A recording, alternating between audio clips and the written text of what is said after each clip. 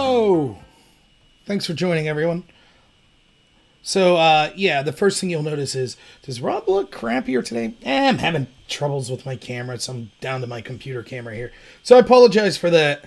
SJG on the chat there. I'll probably be up real late. I don't care. So we'll see how it goes. But, I mean, yeah, depending on when you do it, we could bring people that are watching here over to your channel and just go over there. I'm cool with that. So, hopefully my sound's all right. Anyone let me know, but I think I should be good other than this camera thing.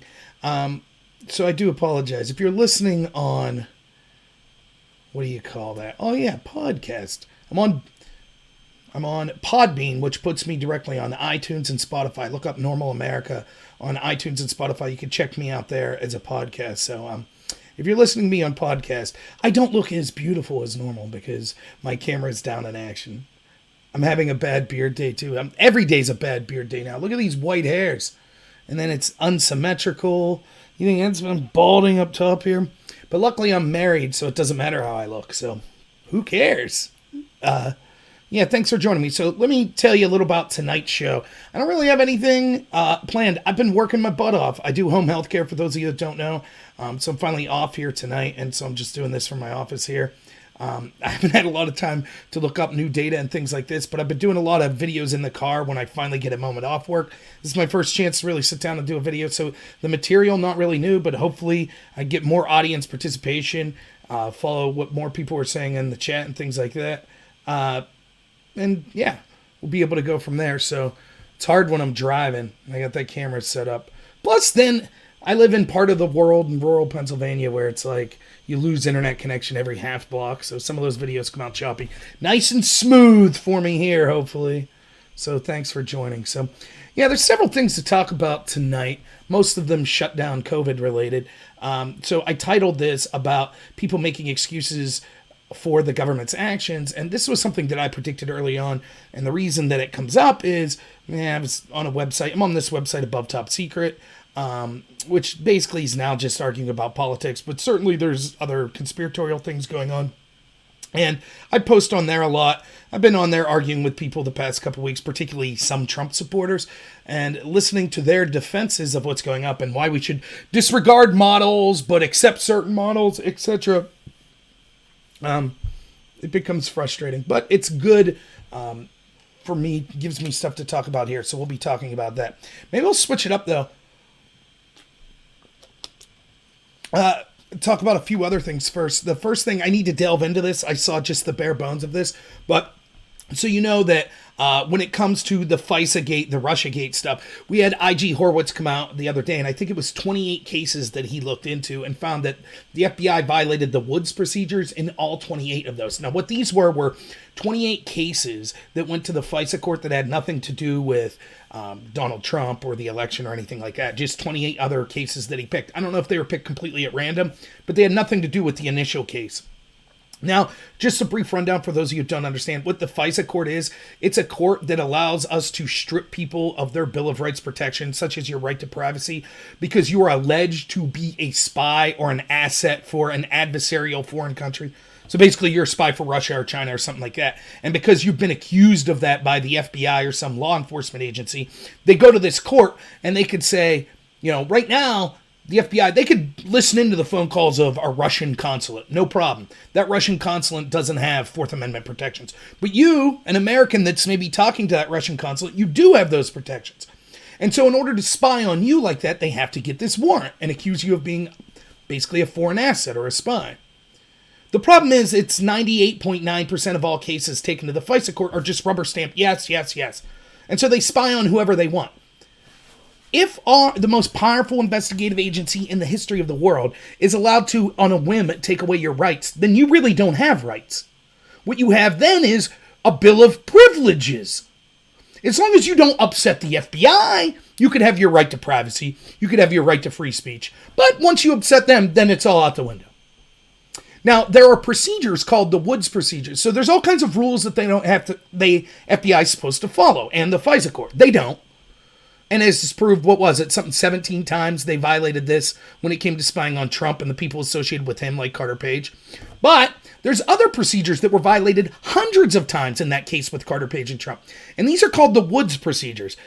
I'm not an expert, but my reading of it is this. The Woods procedures are basically the policy of the FBI that is in place to ensure that when they say something to the FISA court, they're doing their due diligence to keep checking up on it to make sure it's true. So let's just take Michael Rondo, who's here in the chat, right, on YouTube. Let's say I'm in the FBI and I accuse Michael of being a spy for China.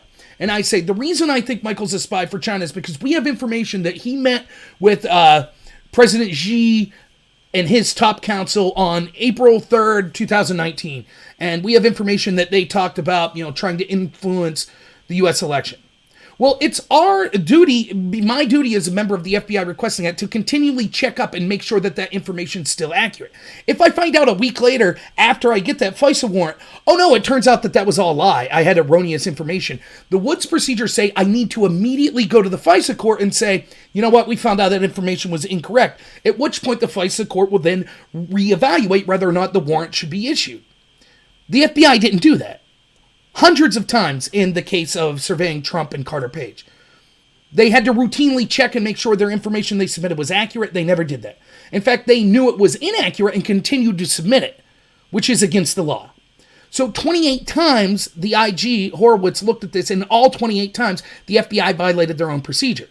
Now, one of the things I talked about at the time was I find it absurd that when we found that the FBI did things like, let's just cut to brass tacks, right? The FBI, the IG report showed, at one point, asked the CIA, was Carter Page an asset for the CIA? Did he work for the CIA? And the CIA representative sent an email back to the FBI and said, yes, Carter Page did work for the CIA, helping to take down corrupt Russians. The FBI members changed that to say, no, he was not a CIA asset. That's not neglect or forgetting to put information in. That's not withholding the truth. That is saying the opposite of the truth. And what I likened it to was this. Say we find thumbprints at a crime, fingerprints at a crime, and the FBI takes these prints and sends them off to a lab and says, we accuse Rob Noor of this crime. Are these fingerprints Rob Noor's crime?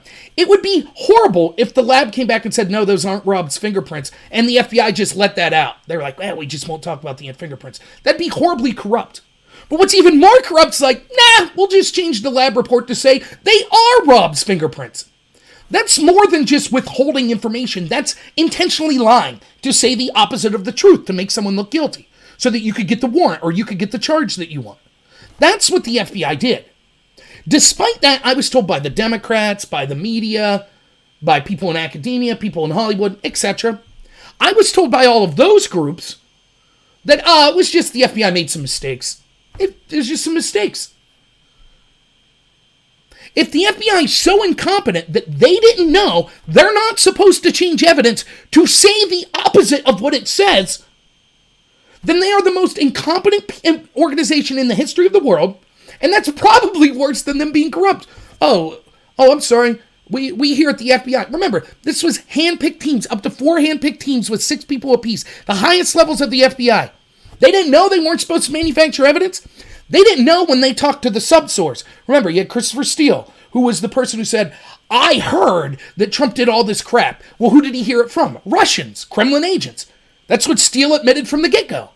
I heard from them, right? That's what he admitted. Well, when they went and talked to those Russians, what did the FBI find out? That Kremlin agent said, oh, no. Basically, everything we told Steele was just us joking around. We were joking around about the P-tapes. No, as far as we know, Trump and his team, no one on his team did any of this with any Russian. That's what the actual source said. Now remember, if you are witness to, imagine a crime occurs in your town, right? Imagine it occurs in my town.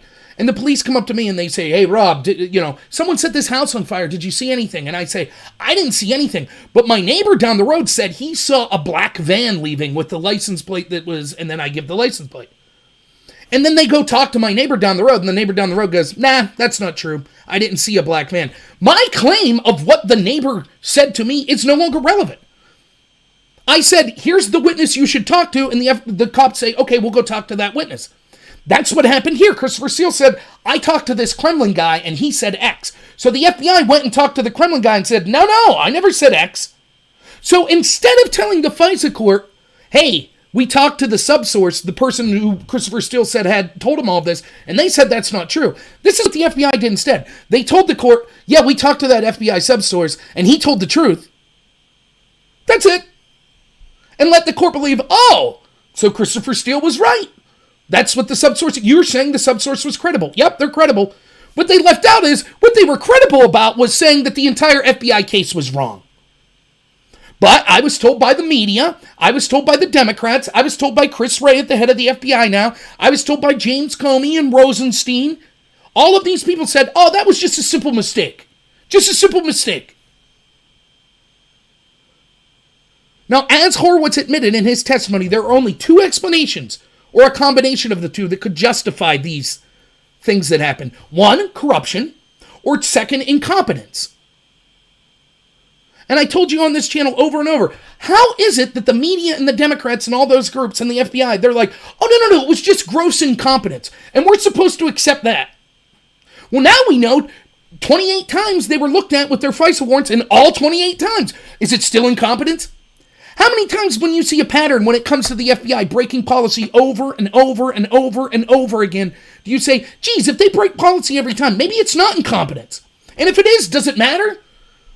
If it's incompetence, it's so grotesque that they're worthless. But the truth is, we all know it's corruption. That's what it is. Now, more has come out this week. So Christopher Steele, who was the person, we now know that the FBI lied, and we know that people like Adam Schiff lied when they said, oh, no. See, the Steele dossier only played a small part in the FISA warrants. That's a lie. We now know it was the most central part. Without it, they wouldn't have got the warrant. In fact, they know that. They said that in the IG report. So, Schiff lied, as we now know. Nothing's happened to him. Now they're talking about him heading up investigating Trump's response to the coronavirus. How many times has he lied and was belligerent when it came to all sorts of things in the Ukraine impeachment? He lied about the Russia investigation. So, hey, we'll put him in charge of another investigation. No punishment for lying to Congress, lying to the American people. None. He blatantly lied. Now we know it's being reported, actually, the FBI knew that this information was shady in the first place and was coming from Russians and was Russia disinformation. That's what the reports are coming out now. Now, who told you this first? I said on this channel during and after the Mueller testimony. Over and over I said this. What was the most effective piece of Russia disinformation? Remember, Mueller was tasked with two things. One, finding out if anyone in the Trump administration illegally colluded in any way with Russians to influence the election. He could not find that. Second, to see if he obstructed justice, whatever. But the other big thing was to investigate Russian interference. It wasn't just him, and we were told this over and over. Oh, remember those 12 Russians that Mueller's team indicted? See, that's why Trump shouldn't shut down this investigation. It's about keeping Americans safe from Russian influence. Oh, well, it turns out those 12 Russians were left off the hook because there was no evidence as well. So even that tidbit that they told you was a lie, just like I said it was at the time. But nonetheless, what did I say over and over? If Mueller's chief task was, I hear you, Anon.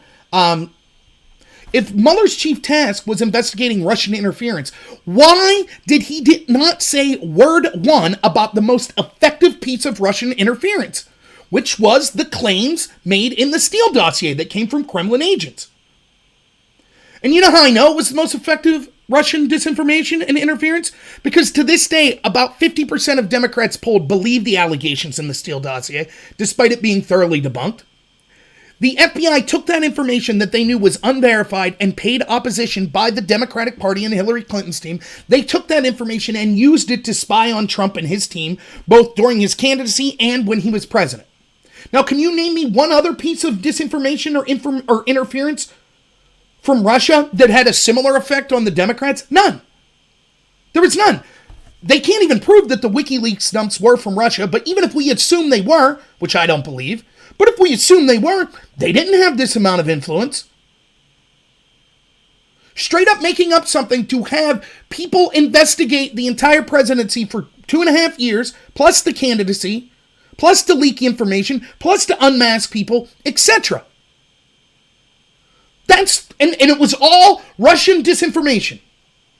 Wait a minute, I thought Mueller was tasked with investigating Russian disinformation. Why didn't he investigate that? And you know why? It's simple. Because he was never about investigating Russian disinformation. The entire Russia investigation wasn't a Russia investigation. It was a bring Trump down by any means necessary investigation. That's what it was. Now you might say, but Rob, haven't you been critical of Trump here in the past month? Yes, but because I believe the number one thing we need to do is fight back against this corruption from the deep state. And that includes unelected bureaucrats that make decisions like those in the State Department, people in the CIA, people in the FBI, the lobbyists and the wealthy connected people that help influence them, the media that's their mouthpiece, the Democratic Party that's the point men for them, the rhinos and establishment Republicans that would sooner have had Hillary Clinton than Donald Trump. See, it was a big game at the top level. The top Republicans and Democrats, they're all in it together. They didn't want Bernie in 2016 or Trump in 2016 because they wondered if they could control Bernie or Trump. It doesn't matter if Bernie ultimately sold out. All that matters is they feared that these were two candidates that they might not be able to control. And they need to have a monopoly on power. That's why they wanted Jeb Bush versus Hillary Clinton. Then they wouldn't have cared who won. Either way, they have the monopoly on power. They know that the Bushes and the Clintons are part of these dynastic families in the establishment that will do whatever they say. They know that. And so, the only thing that could be a threat to them was an outsider. That's what Trump was. And so that's what the spying and the investigating and all this crap was from the get-go. Chuck Schumer admitted it in an interview with Rachel Maddow before Trump was sworn in. Oh, Trump better not criticize the intel community. They'll find 6 ways from Sunday at getting back at him. I've said over and over in this channel, that statement alone should scare the crap out of every American, regardless, Republican, Democrat, liberal, conservative, whatever.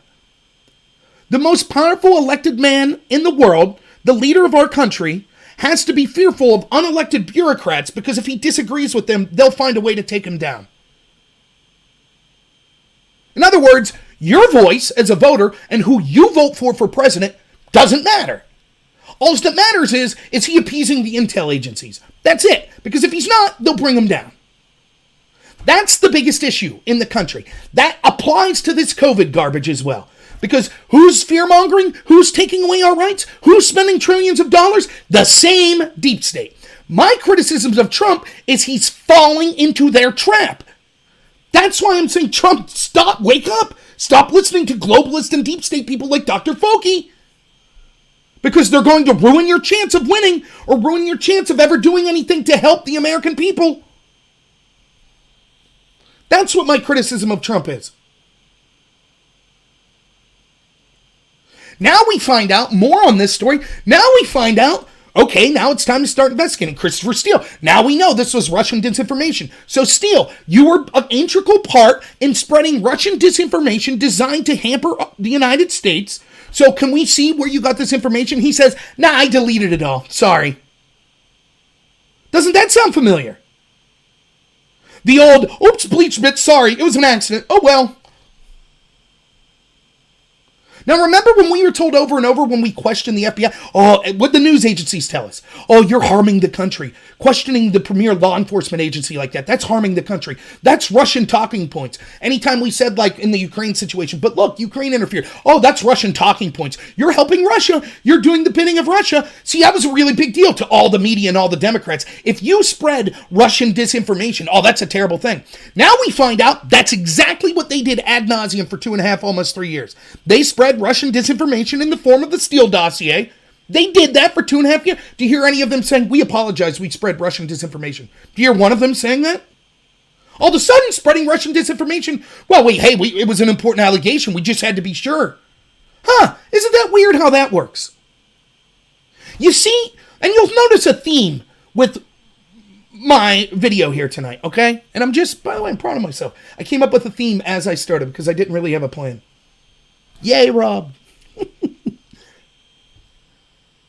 And that is, they always make these grandiose claims. Oh, this is the most important thing. Trump could be an asset of spreading Russian disinformation. My God, there could be nothing more important than getting to the bottom of this and stopping it. There could be nothing more important. And then once we find out that's exactly what they're doing, it's not that big of a deal.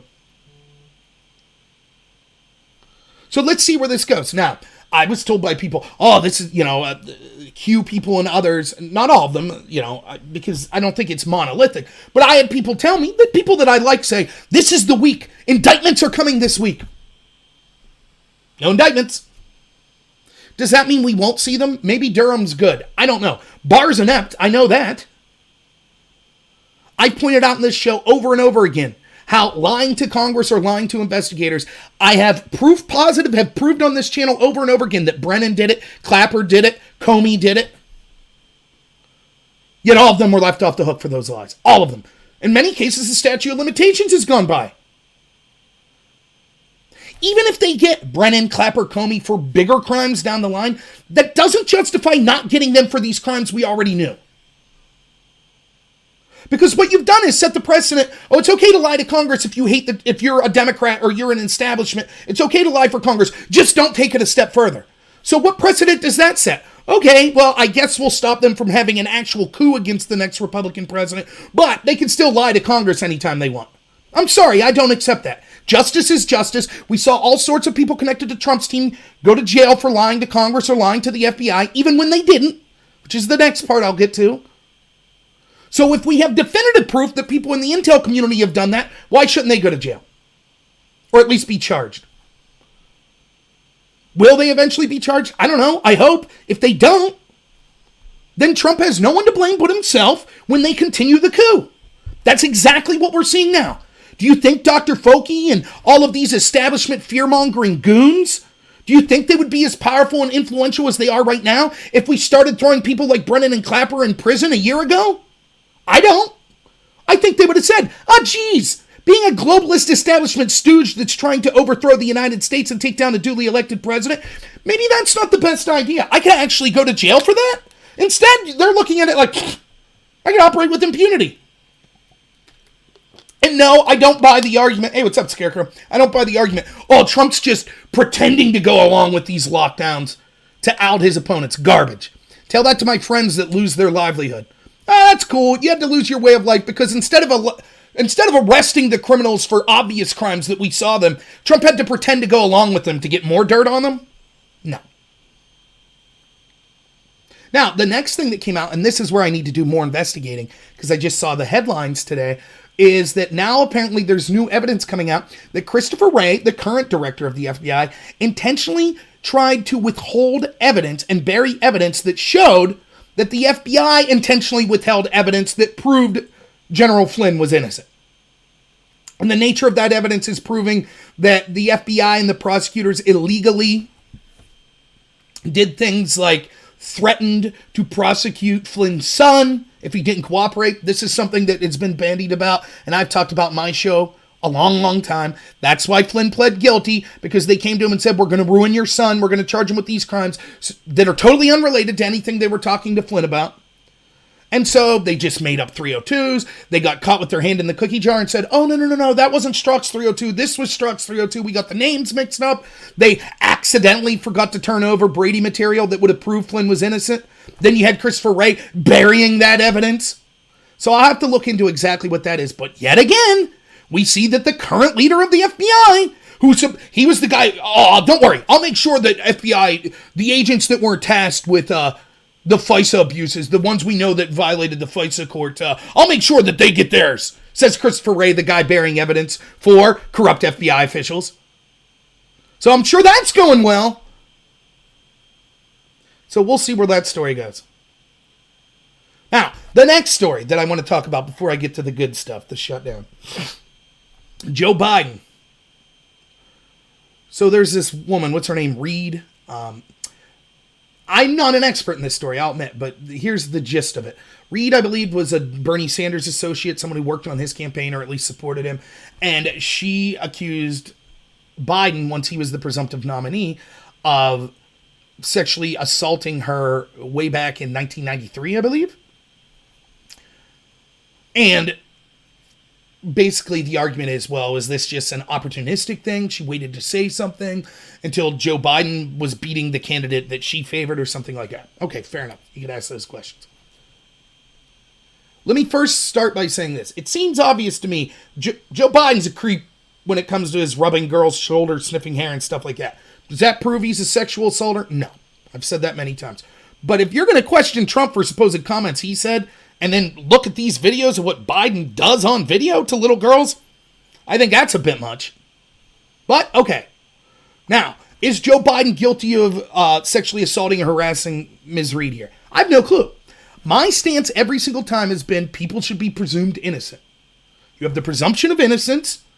If she's making these claims, I believe statute of limitations is still open. She should file a criminal case, as far as I'm concerned, and let them decide it. Let him have his day in court. If there's not enough evidence to file the case, then I'm sorry. But, and here's the rub, it's not my standard that matters. I told everyone, it seems distant memory, it's only like 2 years now. I told everyone I wanted to write a book called From Covington to Kavanaugh. And it was explaining to people why you could never vote for this Democratic Party ever again. Even if you're a progressive, even if you're a traditional Democrat. Look, I'm bad at arguing in this sense. Sometimes I get heated when I shouldn't, things like that.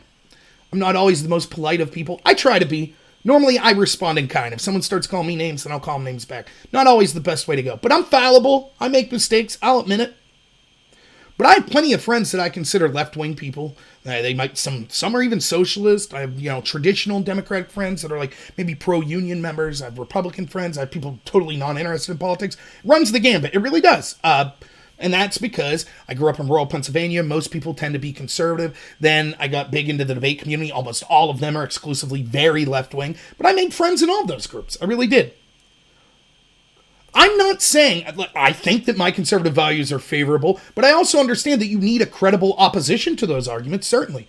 Even my ideas, if I was a dictator, I'd screw it up, guaranteed. You need to have opposition, of course.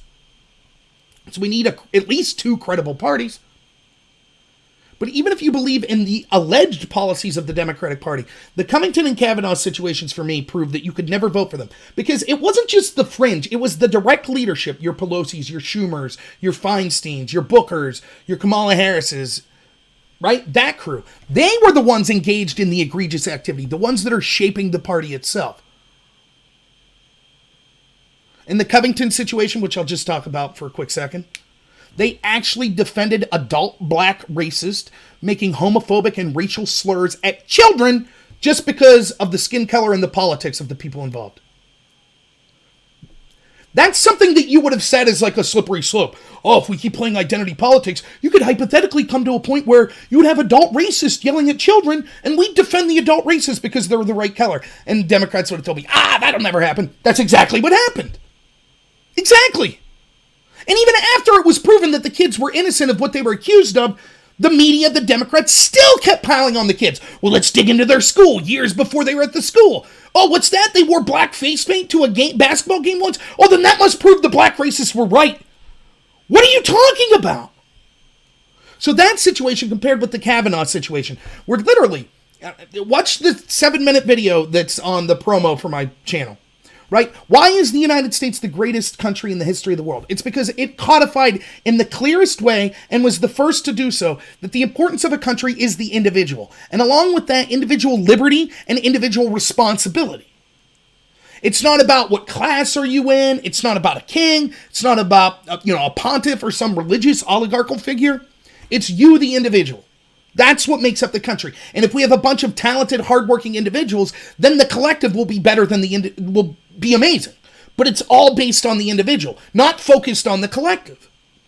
The legal extrapolation of that is basically British common law. And the core concept of it is innocent until proven guilty. That's the kind of legal extrapolation of focus on the individual. The idea that we would rather 100 guilty people go free than one innocent person be falsely convicted.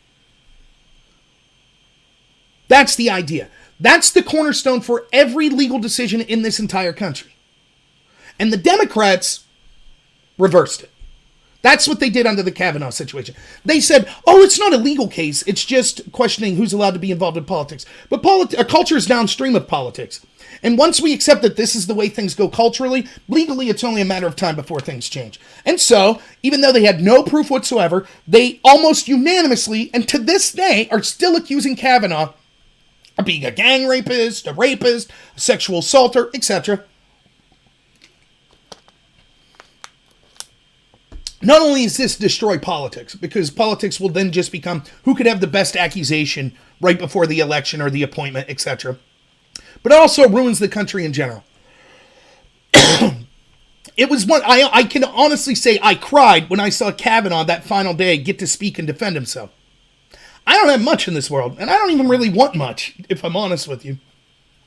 I'm not a wealthy man. I live paycheck to paycheck, kind of a theme with the whole COVID stuff, too. Oh, you're concerned about your 401k. 401k? I wish. I had to borrow what little I had in my 401k just to have a down payment in the house I bought. I live paycheck to paycheck, man. But you know what I have? I have my loved ones. I have my reputation. I know I'm an authentic person. Am I right all the time? No. Is my authenticity sometimes cost me? Yes. It cost me a job with the Trump administration, which I turned down. Cost me a lot of viewers on this channel because it would have been easier for me to just say, Trump's right, Trump's always right. I lost tons of Trump supporters because I dared criticize him, but I don't care. That's what I have. Is it a perfect reputation? No. But I got my loved ones and my reputation. They want to be able to take that from you like this. Don't agree with the Democrats? Don't agree with what they stand for? Just like that. Yeah, you're a gang rapist. Hey, should you be allowed to coach your girls' basketball team? That's what they said to Kavanaugh. Smeared him every day on TV. No evidence. Bringing people like Avenatti and his witness on. Oh, yeah, he was engaged in gang rapes. I was the adult there. I was older than all them, so I brought beer, says Julie Swetnick. Wasn't that her name? I brought the beer to give to the girls, and I knew that the girls were going in to be gang raped, but I'm a credible witness. Of course, there's no proof of this, and hundreds of people would have had to been privy to it. Didn't matter to the media. Didn't matter to the Democrats. They pushed her. Yep, Kavanaugh's a gang rapist. Yep, Kavanaugh assaulted Christine Blasey Ford. Oh, what's that? There's a story that an unnamed woman who said that it never happened was once at a party, and Kavanaugh's rival, who's a Democrat, said that someone sexually assaulted Kavanaugh, grabbed his junk, and pushed it into a woman's face. That's sexual assault of Kavanaugh. Not to the Democrats in the media. That was proof that Trump was a sexual monster. Because someone grabbed his junk against his will, which is, go ahead, do it once. That's sexual assault. Someone sexually assaulted him, but Kavanaugh was the monster. And the woman who was the alleged victim said it never happened. Didn't matter. Oh, the witness of Christine Blasey Ford, was that Julie Swetnick? I get the names messed up. But the witness that was her best friend said it never happened, couldn't confirm. And now we know what happened. Christine Blasey Ford's crew called that woman and said, you better change your story. We'll ruin your life. We'll tell everyone you're a pill popper. Yep, believe all women. All of that was considered. To this day, they say, yes, that was all good. Yep, Kavanaugh shouldn't be there. That's what they say to this day. Now, at the exact same time this was going on, we had no proof that we didn't have a time frame for when this happened. We didn't know what the date was. We didn't know exactly what house it was at. We didn't even have proof that Kavanaugh ever met Christine Blasey Ford. We had the only witness that she cited saying it never happened. Her story changed 1,000 times. But still, we had to believe her. What did Cory Booker and Kamala Harris say?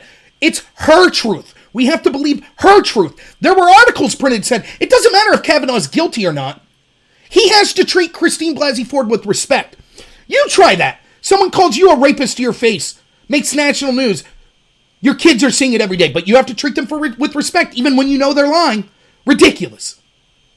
That's what happened to Kavanaugh. Now, as this is going on, Keith Ellison's the number 2 at the DNC. He's running for Attorney General of Minnesota, I believe.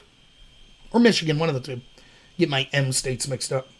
His wife or girlfriend accused him of assault. She had pictures showing the injuries. She had a police report. She had contemporaneous witnesses. I had someone ask me what contemporaneous means.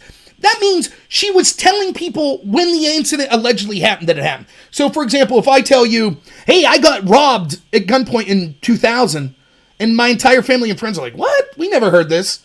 You might be like, that's skeptical. But if I told people the next day, like, dude, I got robbed yesterday, that lends a little credence to my story. That's a contemporaneous story. I told it at the time that it supposedly occurred. We didn't have that with Christine Blasey Ford. She went years with not saying anything about Kavanaugh. But With Keith Ellison, we had, when it supposedly happened, the woman saying it. Now, does this mean Ellison's guilty? No. But there's far more evidence that he committed the crime he was alleged of. We don't even know that Kavanaugh ever met Christine Blasey Ford. We know for a fact that Ellison met his accuser. They were dating.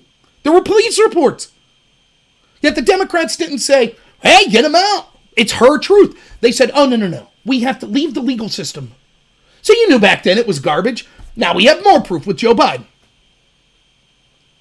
So this Reed woman accuses Biden. Does this mean Biden's guilty? No. But now we know. We have audio that came out today of her mom. Now listen, potentially it might not be her mom, but Reed says it's her mom. The woman says the town she's from. That matches up with where her mom was from. It sounds like her mom, people have said. And she calls in, I think it's Larry King's show in 93, and basically says, yeah, my daughter was an assistant for a senator and she was assaulted, and what do we do? That's around the time that the alleged incident happened. That's far more proof that something might have happened than we ever had that Kavanaugh did anything. Where are the Democrats? Where's Alyssa Milano? Me too. Well, I believe Joe. I think we should allow the legal courts to run it. Where are they at today? What did I say the theme was? We look back again at the FISA abuse. They said, the Democrats, the establishment said, the worst thing you could do is spread Russian disinformation. And then when it turns out we now have proof that's what they were doing, it's not that big a deal. It only matters if it can harm us. Same thing's true here. All Kavanaugh, we have to believe all women, believe their truth. We can't put something to, Biden could be president. That's what we can't have Kavanaugh in the Supreme Court. That's a serious position. He's potentially a rapist. We can't have him. Okay, same's true of Joe Biden, right? We have more evidence than we had with Christine Blasey Ford. Where are all the people that said that about Kavanaugh? They going to come out of the woodwork now? All these Democrats? Nope. Oh, well, this woman has a reason to dislike Biden. Oh, unlike Christine Blasey Ford and her cohort that were crusading for abortion and thought that Kavanaugh would bring that down? Oh, it didn't matter. You couldn't talk about their possible conflict or motivations. That was insensitive. But now, this woman has potential conflict, and we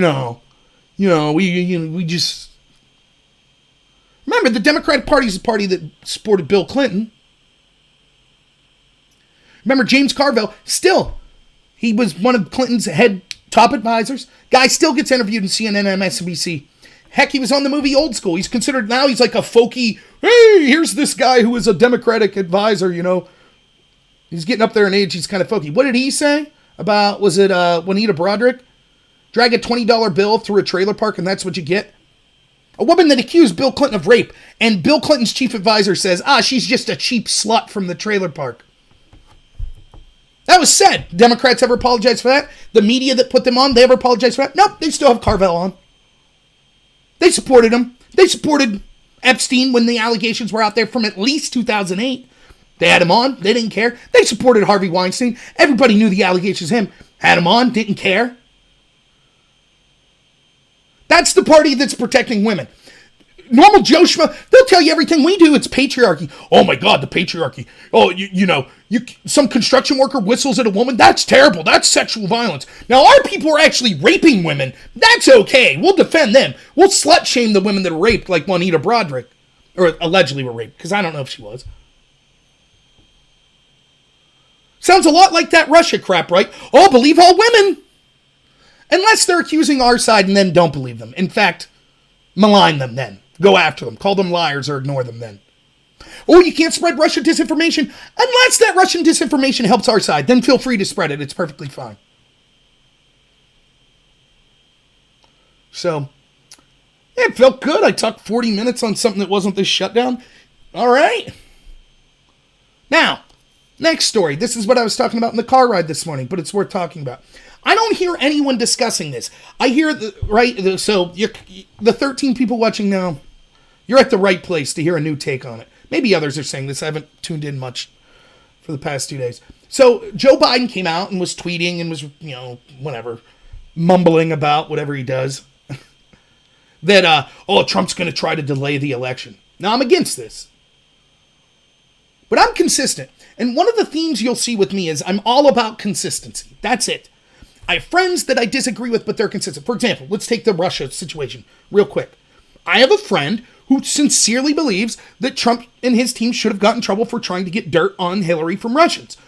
But he also believes Hillary should have gotten in trouble for trying to get dirt on Trump from Russians.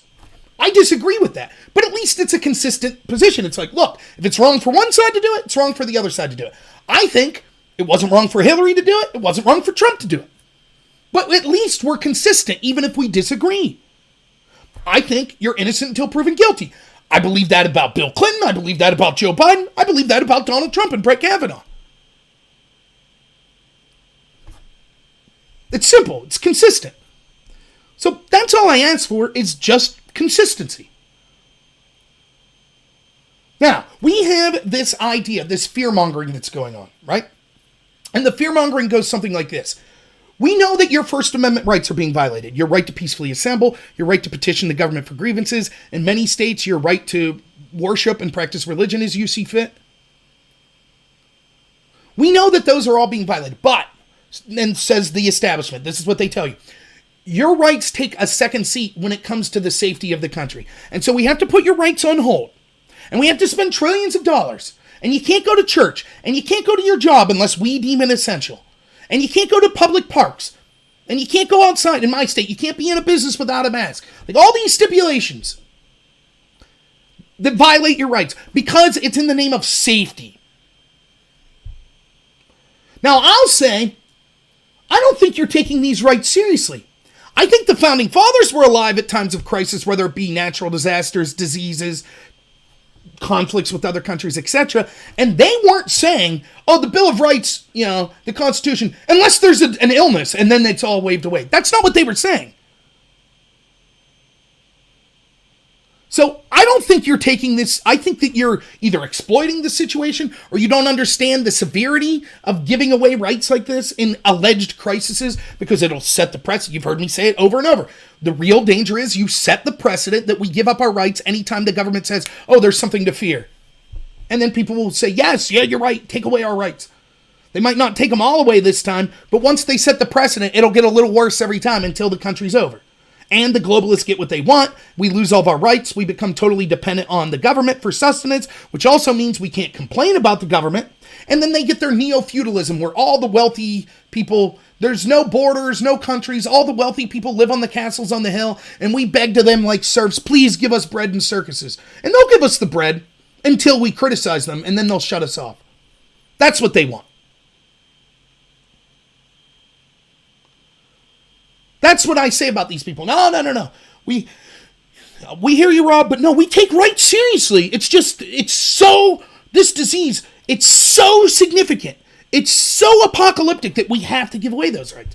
How long? We don't know. Dr. Fauci, the chief advisor, says many of them will have to sacrifice these rights until we see not one new case of COVID, which, if the flu or any other disease in the history of the world's any indication, could be decades.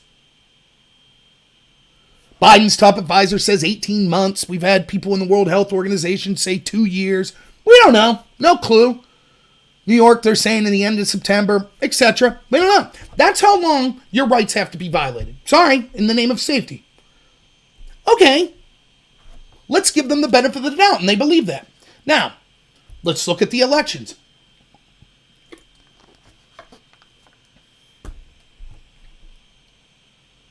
If this is such a catastrophic, apocalyptic thing that you have to give up your First Amendment rights, and they say, we value your rights are very important. It's just so dangerous. Sorry, you have to sacrifice those rights.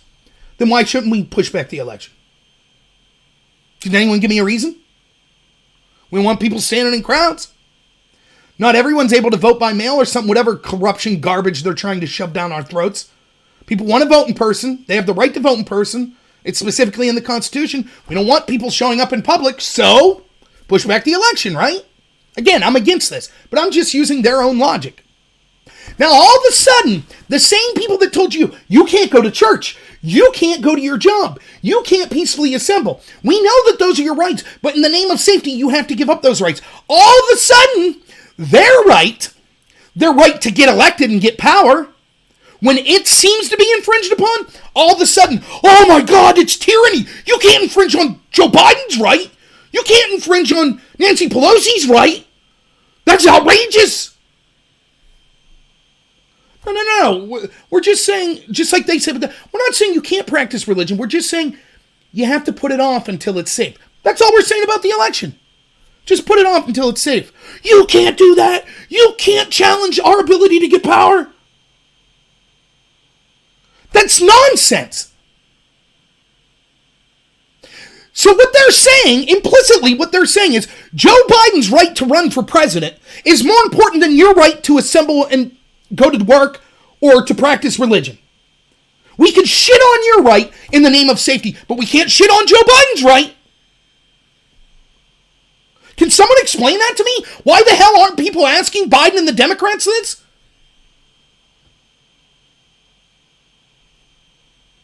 If I have to give up my rights that you say are important, that are outlined in the Constitution, why shouldn't you have to give up your rights? Joe Biden, Nancy Pelosi, Chuck Schumer, all the other Democrats. Oh, that's tyranny if Trump puts up. It says in the Constitution that we need to have elections every 4 years for president, blah, blah, blah, blah, blah. And it would be tyranny if we go against it. Okay, it says in the Constitution that I have the right to practice religion as I see fit. So how can you take that away? It says that I have the right to peacefully assemble. How can you take that away? You say it's because the disease supersedes the rights. So then why wouldn't it supersede your right to run for office? It's just temporary, right? That's what they say. Just temporary. Just until things are safe. You know, maybe 18 months. Then we'll have the election. How's that sound? Oh my God, no, that's tyranny.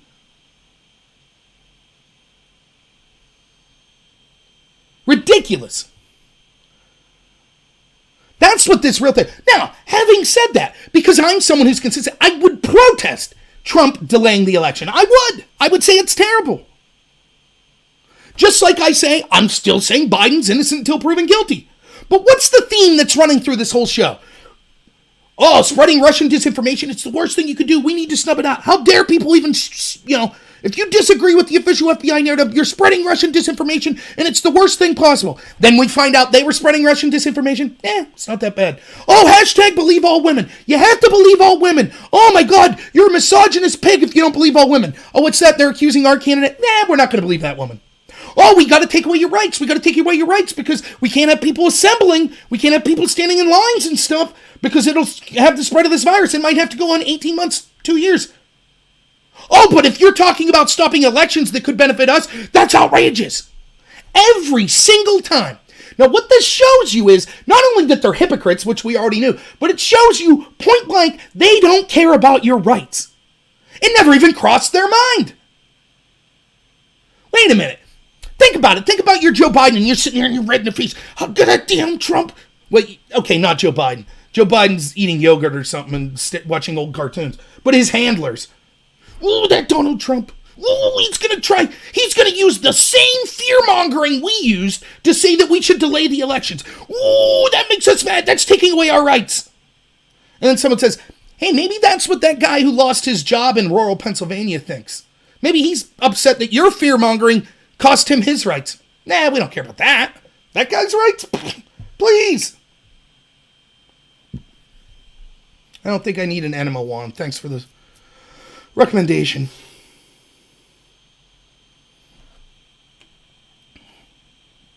A Periscope comment saying I need an enema. Interesting. So that's how you know they're full of it. They don't care about your rights. It never even crossed their mind. They never do.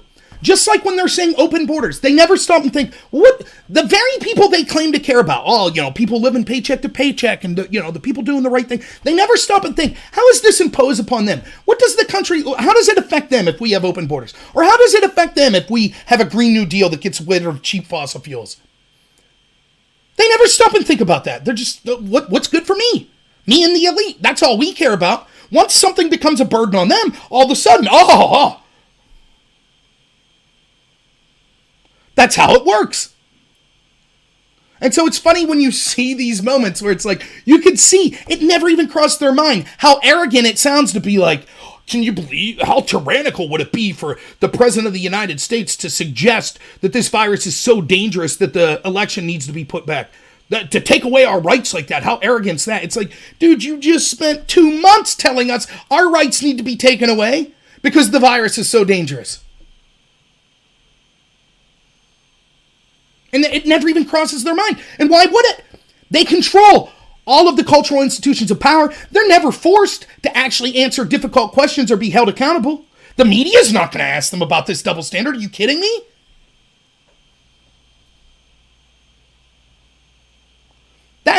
That's what this story was to me. So, now,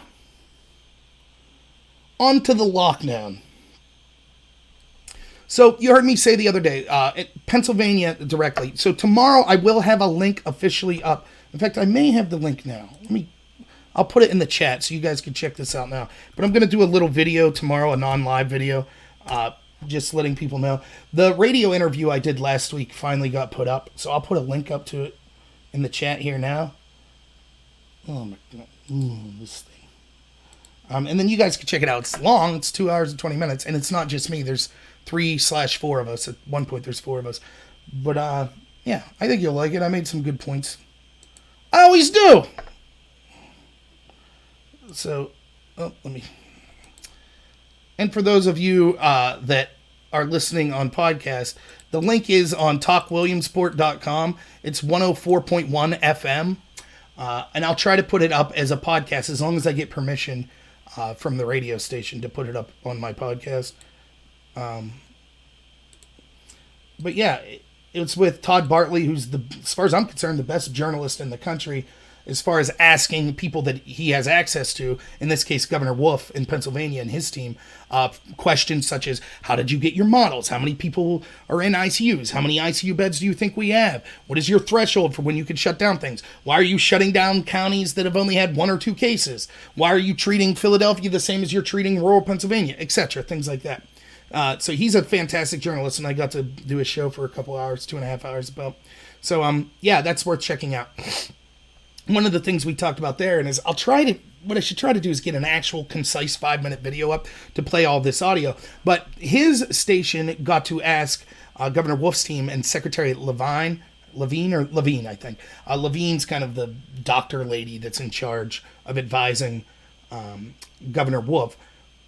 They asked them questions over and over again, these good questions. So let me go back, and I don't have the specific dates, but I'll try to put together a video where you can actually hear the audio yourself to know that I'm not misrepresenting it.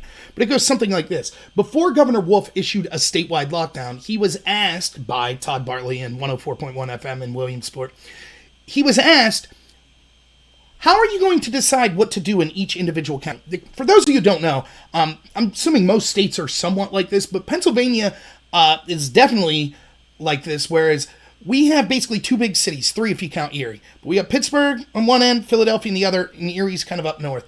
And that's it. The rest of the state's either small towns or rural areas.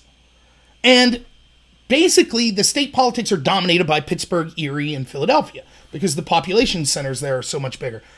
So when you have this huge state and this huge landmass, and we're talking about a virus, why would the policies that are best for Philadelphia necessarily be the policy that's best in somewhere like Lancaster, where Amish community is, if you could picture that? I think the office was supposedly in Lancaster, so, in like my county, Clarion County, you know? And so it was at this, what was said was they were like, oh, you know, yeah, you're right. It's not a one-size-fits-all approach.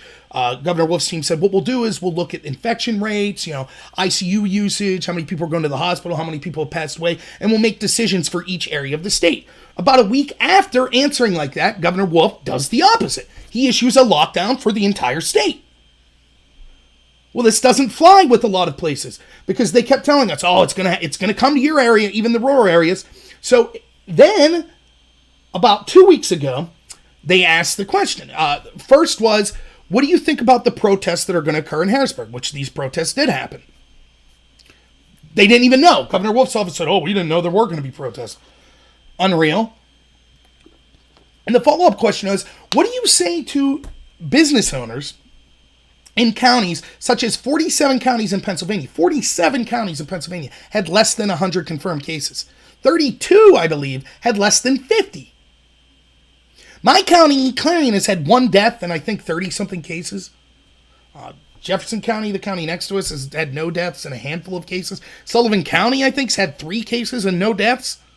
What do you say to business owners there? You know, initially you said it wouldn't be a one-size-fits-all approach, but what do you say to them now that they're locked down and they're not seeing the virus? And Secretary Levine said this, or Levine, however you say it. She said, well, actually, the virus is there. It's just that there's asymptomatic people. And so we can't open up because if we do, the people that are carrying the virus and don't know it, they'll spread the virus to everyone.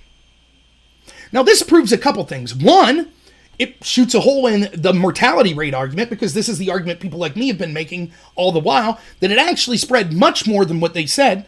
And if it spread more than what they said, then the lockdown's irrelevant because it's going to spread anyways. And second, it proves that the mortality rate's not as high as what they're fear-mongering. But it also proves that they're admitting they have no clue. We have no clue. None. So what changed from early March when they said, oh, it won't be one size fits all, to then 2 weeks ago when they said, oh, it has to be one size fits all? Because if we would open up Clarion County or Sullivan County or Lycoming County, these rural middle of the state counties, if we opened it up, then we'd see a boom in the virus because the virus is already there. So what changed in that period? But then here's an even better question. So Governor Wolf, after the rally, comes out and now he's like, oh, now we're going to go back to the county by county approach. And 20 odd counties that have the lowest numbers and are furthest away basically from Philly and Pittsburgh, they're going to open up somewhat on May 8th. So what changed from 2 weeks ago to now?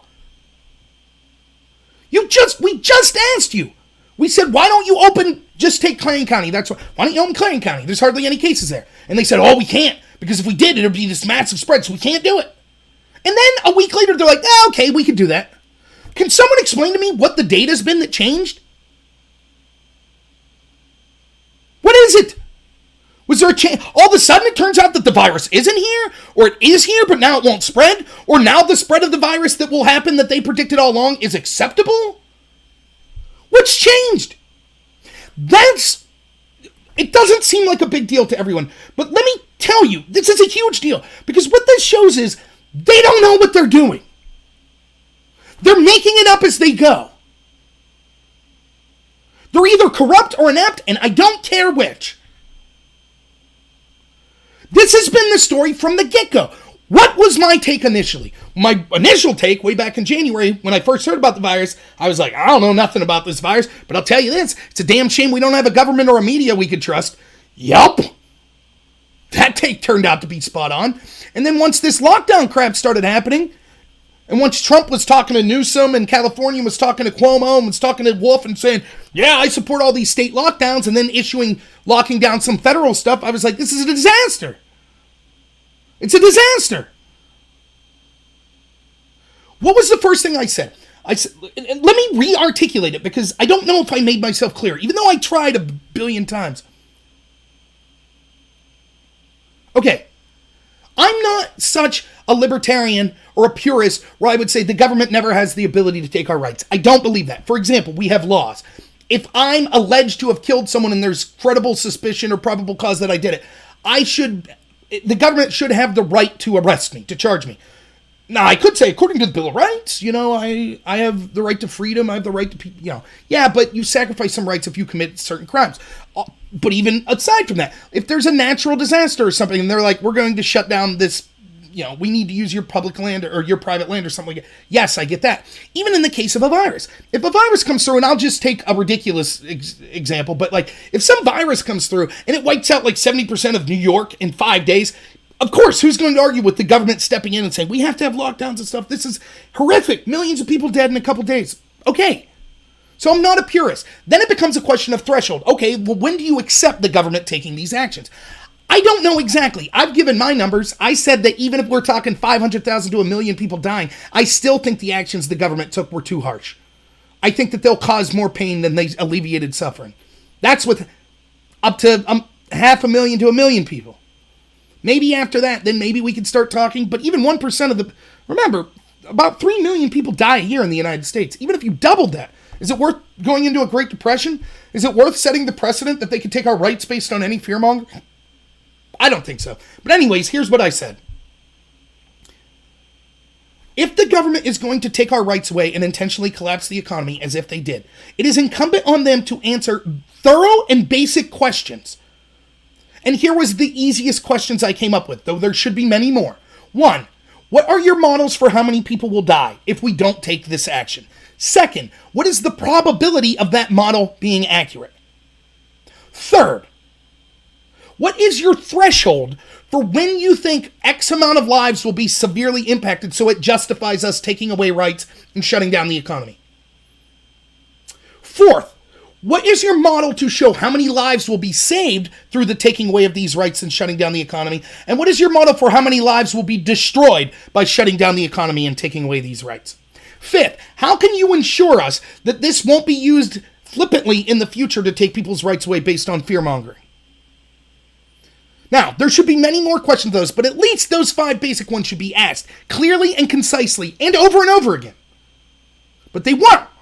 And not only weren't they answered, I had people on the left, the socialists that want massive government control and want redistribution of wealth, saying, shut up, Rob, the government has to take your rights away and spend trillions of dollars and redistribute it, or if you don't agree with us, then you want old people to die. But I also had Trump supporters saying that. And my argument was, the most dangerous thing from this, we will survive this disease. We'll even survive the economic collapse, which will be far worse than the disease. But what we cannot survive is setting the precedent that anytime the government says, oh, there's another fear, that they could just like that shut everything down and take our rights away. Because if we set that precedent now and they keep doing it over and over again, we're screwed. We're no longer free people. They will collapse the middle class, which is their agenda. That's the globalist agenda. They will have succeeded.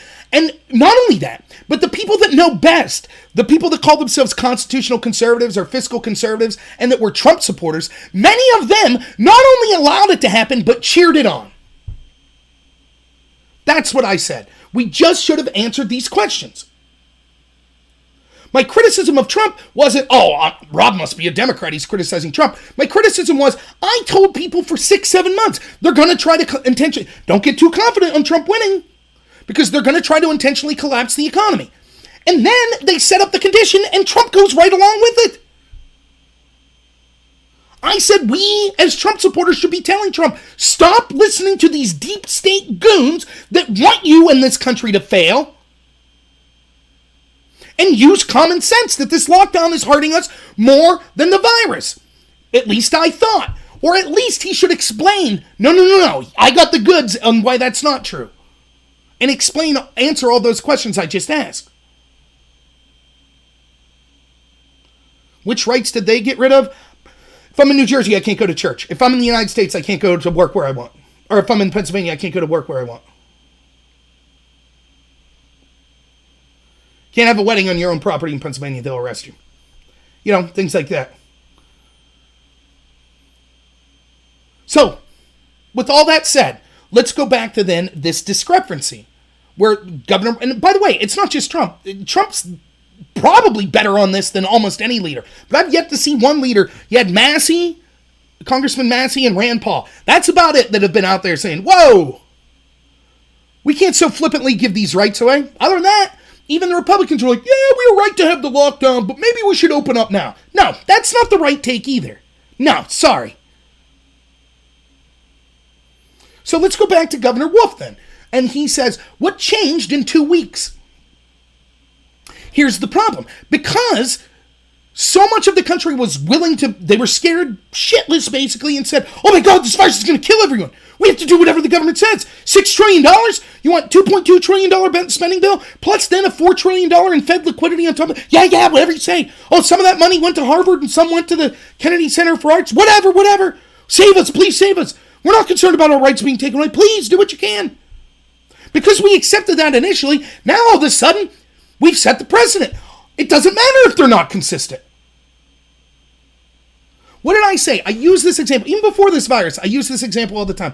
I say, the problem is, when you give the government the power to take your rights away, it's near impossible to get them back. Because they'll always say the evidence justifies it afterwards. So let's take the Patriot Act. And I call it Schrödinger's Patriot Act. Let's say we have 9/11, they passed the Patriot Act. And the reason they passed the Patriot Act was to save us from terrorism. Now let's hypothetically say they passed that and we don't have one terrorist attack in 10 years. Do you think the government will say, well, it's time to give back your Fourth Amendment rights to privacy. We don't need the Patriot Act anymore. Of course not. They'll say, see, the Patriot Act saved everyone. We were justified to do it and we're going to keep doing it. Now, let's reverse time again. Let's say they passed the Patriot Act and all of a sudden terrorist attacks triple. We're having a dozen every year in the United States. Do you think the government will say, well, guess what? We were wrong. Taking away your Fourth Amendment rights didn't keep us safe, so we're going to stop doing that. Of course not. They'll say, see, the threat's so big, we were justified in taking your rights away. And now we need to take away more rights to fight terrorism. Either way, they'll say that their decision to take your rights away was the right decision. That's exactly what we see happening today. Exactly. They could do no wrong. Governor Wolf could do no wrong. Trump could do no wrong. Schumer could do no wrong. Pelosi could do no wrong. Whatever they do, they'll say, yep, we saved lives. Why? Because we didn't force them to answer these questions in the first place. We just willfully gave up our rights. So, now supposedly, the numbers are garbage, but they say 50,000's dead. Let's assume that's correct, just for the sake of argument. Let's say instead of 50,000 dying, it would have been 1,000. Do you think they would have said, geez, only 1,000 died? Man, we shouldn't have did that lockdown. Do you think the Imperial College that said 2.2 million Americans would die and then said, but if you do what we say, 100,000 will die and then 80,000 and now 60,000? Do you think they'll say, geez, we were wrong?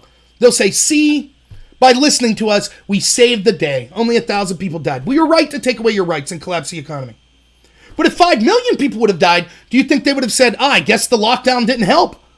Of course not. They'll say, see, we were justified to take away your rights and have a lockdown. Because that's how deadly this virus was. I admitted from the get-go, I still don't know how many people the virus will kill. I can't trust any of the numbers because they're all corrupt garbage. But I don't know. I don't think it's a complete hoax. I think the virus is out there. It's killing people. It's a serious matter. I don't know how serious. Because you can't trust any of them. But I don't think it's a hoax. And they try to pigeonhole you. If you have questions about, you're saying the virus is fake, it's a hoax. No, I'm not saying that. I'm saying, regardless of how serious it is, which I don't know, it's being exploited. So people in power can consolidate power and take more of our rights away and collapse the middle class. That's certainly happening. But that doesn't mean that the virus is a hoax. Now, my gut feeling is it's being blown way out of proportion based on everything we're seeing. So now we have, and this is how you know they're full of it, because we have Governor Wolf on one day says, we can't open up Sullivan County, we can't open up Clarion County. The virus will spread like mad there, we got to keep you closed. And then seemingly the next day he's like, okay, we'll open it up. Does that sound like a leader that's got things underhand? I'm sorry to rag on Trump again. He says, liberate Michigan. Liberate all these Democrat places. He tweets it out. Then George is like, hey, guess what? We're going to start opening up. Trump says, no, I'm not for that. I think they're opening up too soon. We're told we have to give them this blank check. They're fighting. It's an emergency that they spend trillions of dollars. $6 trillion and counting. We have to give them the right to do this. Give them the blank check. It's all to fight this, to solve the economic emergency and to fight the virus. But we're going to give ourselves a pay raise, and we're going to give Harvard some money and the Kennedy Performing Arts Center money. Does that sound like people that are singularly focused on this crisis? Governor Wolf tells us, we have to shut down non-essential businesses in Pennsylvania. And if we had non-essential businesses open, this virus, it'd be apocalyptic. The amount of people that would be dying from this virus would be crazy. And so they shut down the non-essential businesses. So, for example, in Clarion, where I'm at, modular home factories. There's 2 of them. They employ a lot of people in the area. They shut down. Okay. Makes sense. It's a really deadly disease. But the candy shop's open. The landscaping business is open. The tire shop's open.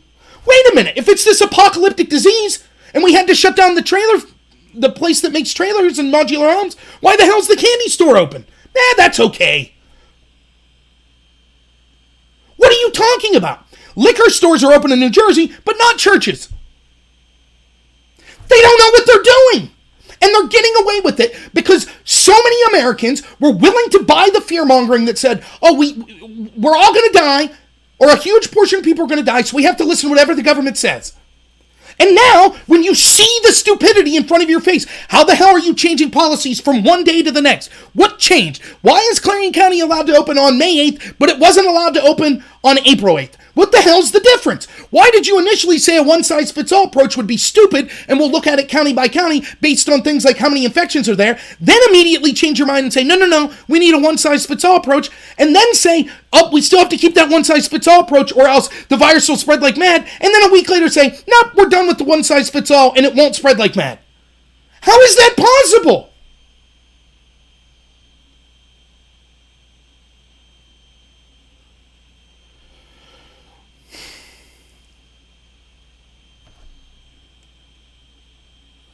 Is Blank Slate calling me dense? Maybe. Oh, no. Sorry, I missed some of the chat there. That's what we're looking at. And we're still going to be told by the end of this, as I predicted initially. They'll say, yep, we saved you. We were right to listen to us. Now, I'm debating whether or not to bring up on the screen. Let's see what I got here. Oh.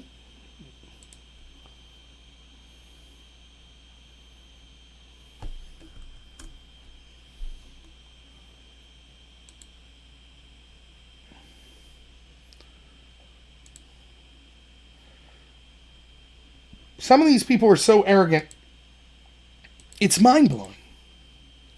I don't even know what I'll bring up. So let me set the stage.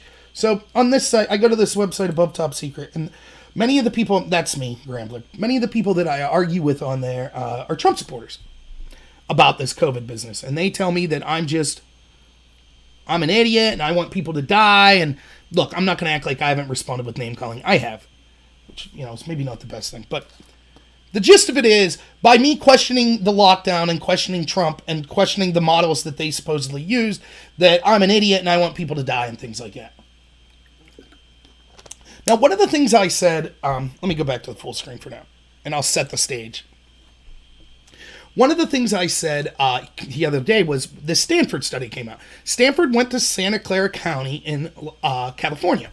And what they did was they tested 1,000 to 3,000. I get my studies mixed up, but 1,000 or 3,000 people, and they extrapolated based on that random test that up to 50 to 88 times the amount of people that we were told actually had the virus, had antibodies to the virus, which means they had it at one point. This means that they didn't show symptoms, or if they did have symptoms, the people themselves didn't think they were serious enough to go to the hospital to get tested with COVID, etc.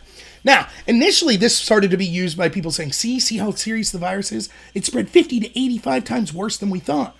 But the problem is, the exact amount that it spread more than we thought, that's exactly proportional to how less deadly the disease is till we thought, right? So if we think 10 people have a disease and one person died of it, that means 10% of people die from this virus. It has a 10% mortality rate. 1 out of 10 is 10%. But if the truth is 1,000 people had that and only 1 died, now the mortality rate goes from 10% to 0.1%. Basically nothing. It's like a regular virus. So initially, you could see it happening. The government shills the people that were like, yes, we support the lockdown on all sides, conservative, Republican, Democrat, whatever. They were like, see, more people had the disease and we thought it proves how deadly it is. And it's like, well, wait a minute. Because if this study is accurate, what that really means is basically the mortality rate's the same as the flu. A bad flu year. So then, predictably, this is what happened. People started to say, well, wait a minute, there's problems with this study. And the big problem was that it's not totally non-random. And here's why. They tried to get different demographics, and they used Facebook, and they put out a call and said, hey, we're trying to test 1,000 people, and we won't need 100 that are of this race, 100 that are of this age, blah, blah, blah, blah, blah. We're trying to get a random study. Well, the truth is, then that's not totally random. And what's more is, it's almost impossible to ever have a totally random test, which is true. And therefore, if it's not a totally random sample, then we can't extrapolate that this means 1,000 random people, this is how many people have the disease. So therefore, if we extrapolate that to the population of the United States, because it's not totally random. For example, the type of person that might want to sign up for this may have been, for some reason, the type of person more likely to have had the virus. That could be true. I do not begrudge people, by the way, of questioning this study. They should. What's hilarious is this. The same people questioning this study were the people that told us we couldn't question their models. We have to trust the experts. You have to trust them. Wait a minute, where were they getting these numbers? Now, the big study that was used was called the Imperial College study. This study is admitted to have been the basis for a lot of the policies in the United States and in the UK. This study famously said that 500,000 people in Britain would die and 2.2 million Americans would die. Okay? That's what the study said. 2 days after the UK issued your lockdown, it went from 500,000 people in the UK dying to 20,000. 20 times less people dying because of social distancing, we're told. Now that's laughable. That's laughable on its face.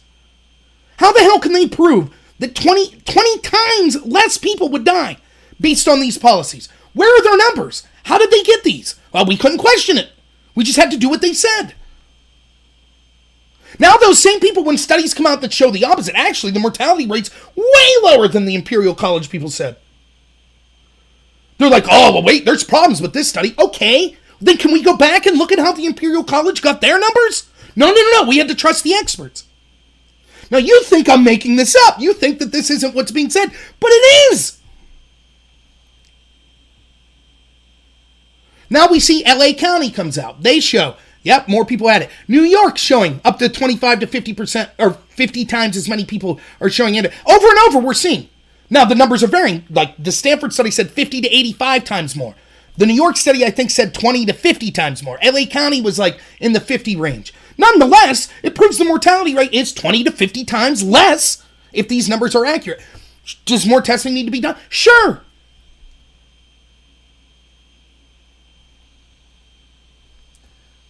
The question is, why, and when you get down to brass tacks with these people that are complaining about the models, they'll admit to you, they'll say, look, we have no way of knowing if these initial models were correct or not.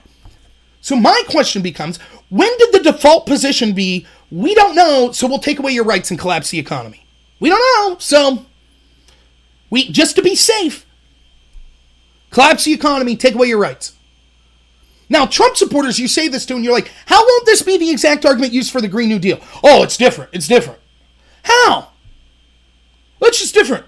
That fear-mongering's not acceptable fear. I don't believe that fear. I believe the fear about the COVID, but I don't believe the fear about climate change. So the Democrats won't be able to use this for the Green New Deal. Are you kidding me? They're using it now, under COVID, to push the Green New Deal.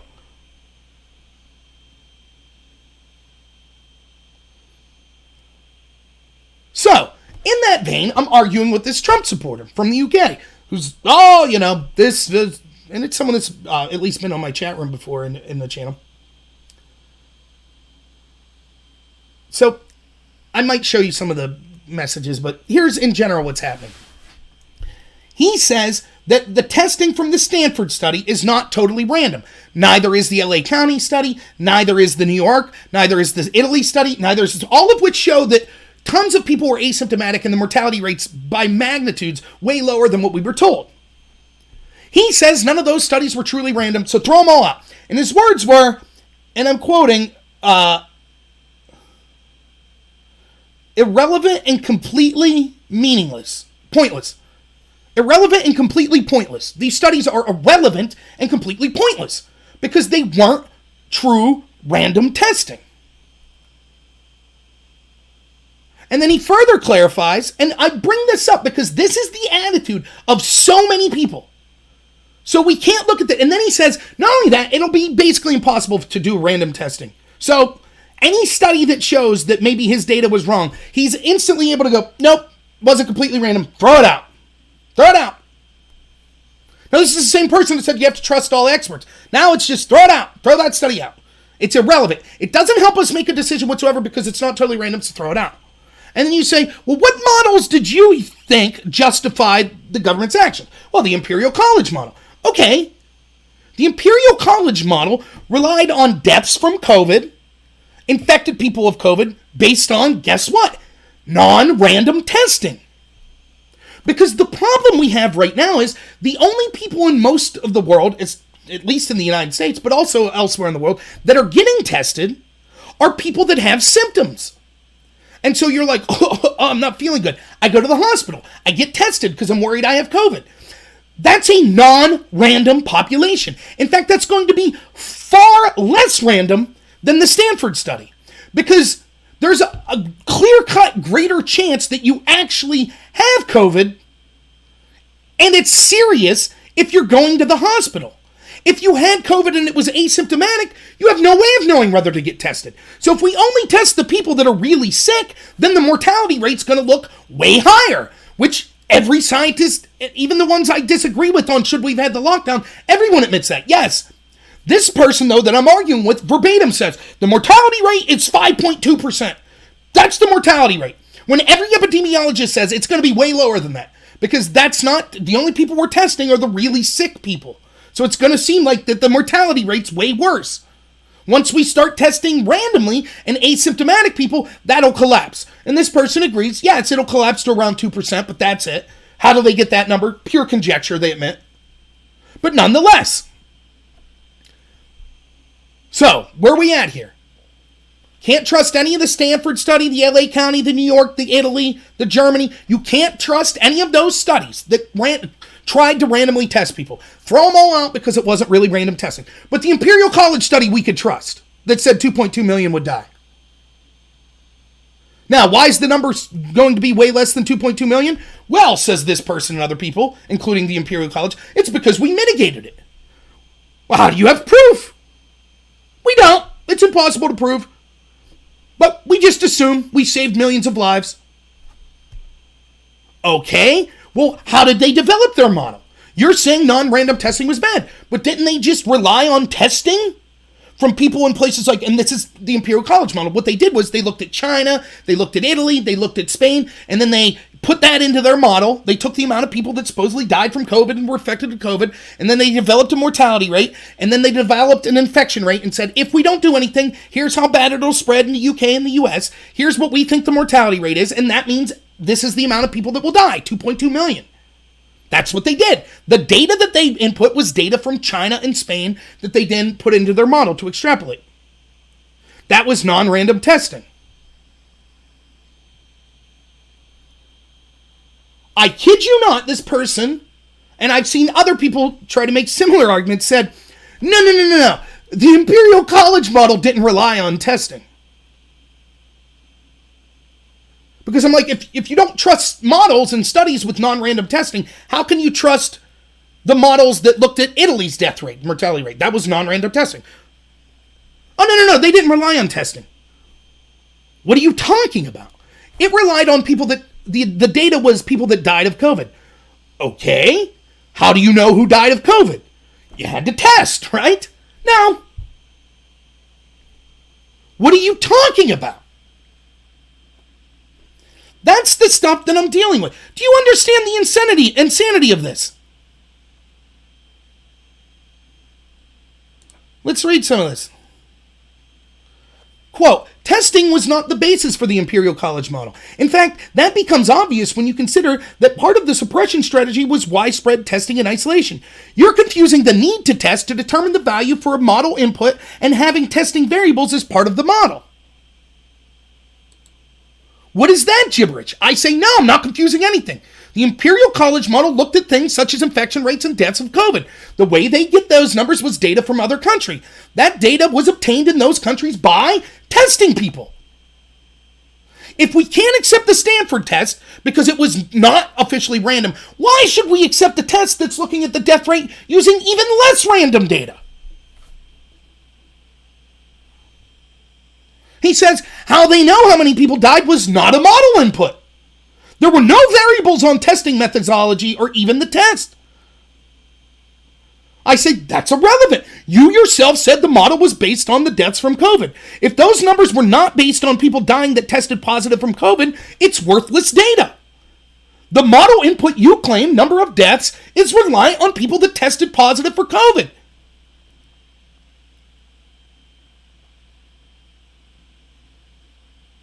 He says, I'm just saying a study that is aimed to predict the number of people infected from a sample to be pointless and irrelevant if the test sample is non-random, like the Stanford study. Now let me just change the words. Let me say what he said. A study that is aiming to predict the number of people infected from a sample is pointless and irrelevant if the test sample is biased. That's exactly what the Imperial College study did. It sought to predict how many people would be infected based on non-random testing that they've done.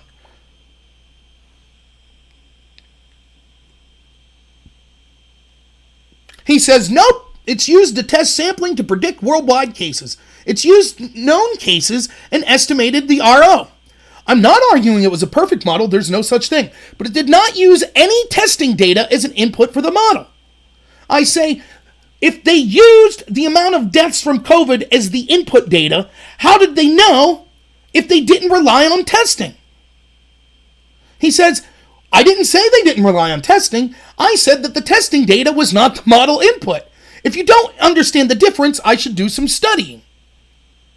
Now this is what, again, why am I pointing this out? The reason is, this is the type of argumentation they give. How can you say, look, this is what I said the day the Stanford study came out. I did a video in the car. I said, I find it hilarious that the very people that told me I couldn't question the models that led to the shutdown, we just had to trust the experts, are now saying, don't trust the experts, you need to question these models, when the experts disagree with them. Now all of a sudden it's, we got to question, how did we get this data? And so when you point out the discrepancy, this is the type of garbage they say.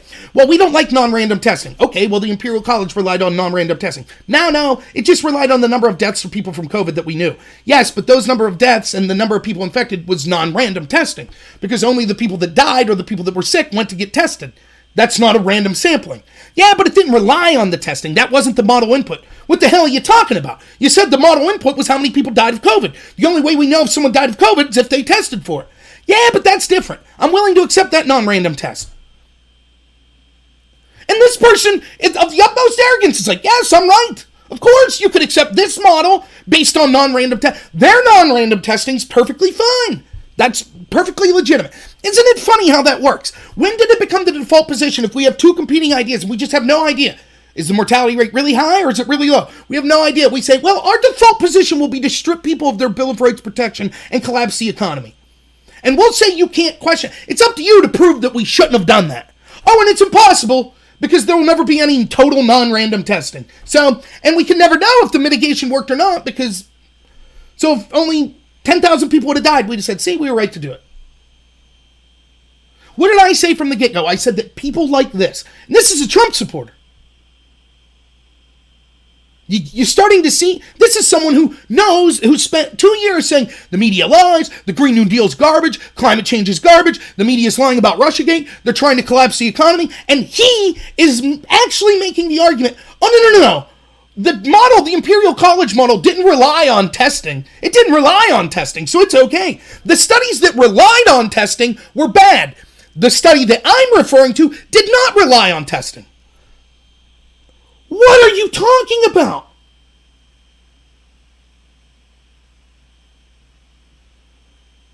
Now, I know this all sounds confusing. Let me get to the end here, of the end of our discussion.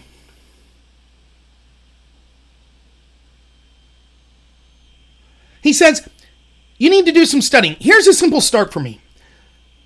If a model input is, say, gender and has two values, male and female, that is the only data included in the model for that variable.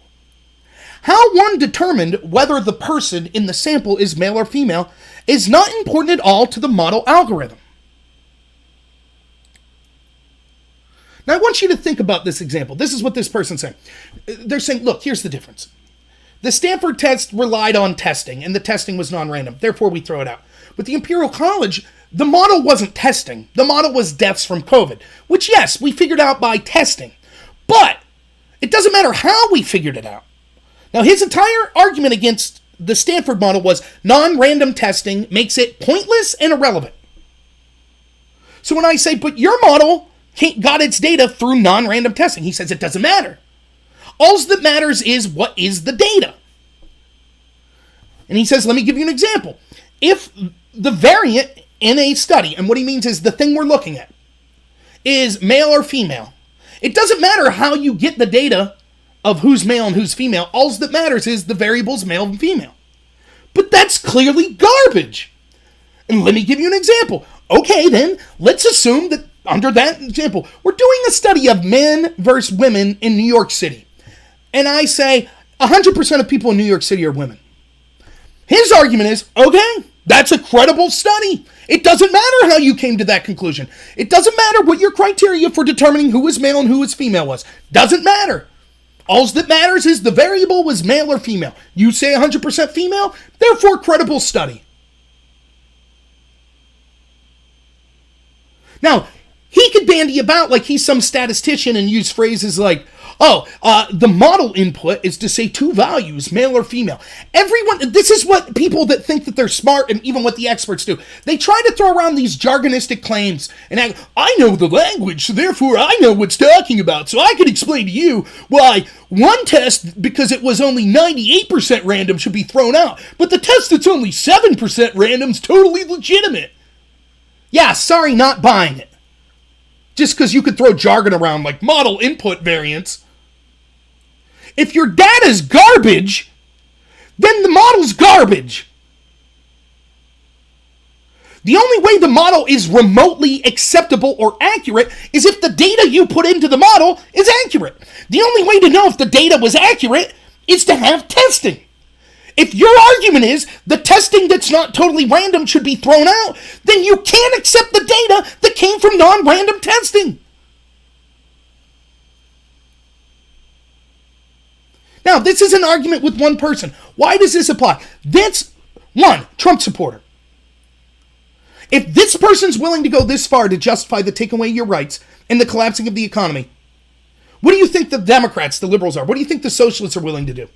Second, this is how things like this happen. Though this person can't admit they were wrong. They can't admit that. You think the people at the Imperial College model are going to admit they're wrong? You think the Democrats are going to admit they're wrong? You think Trump will admit he was wrong? Of course not. Everyone who defended this crap, who defended this taking away our rights, they're never going to admit they were wrong. And they've set up the terms because they weren't forced to answer these questions at the beginning, so they'll say no matter what, it's proof they were right. If not one more person dies, they'll say, see, we were right to shut everything down. If millions more die, they'll say, see, we were right to shut everything down. It doesn't matter what the end result is. They will staunchly say we're absolutely correct. They will make arguments that are so asinine that they'll say, oh, no, the test that was way more random, we have to throw it out because it wasn't completely random. But the less random test we can accept because testing wasn't the basis for the data. Yes. Is it my show and am I just bringing up an argument I had with someone who's incredibly thick? Of course. But this is the type of stuff that you deal with.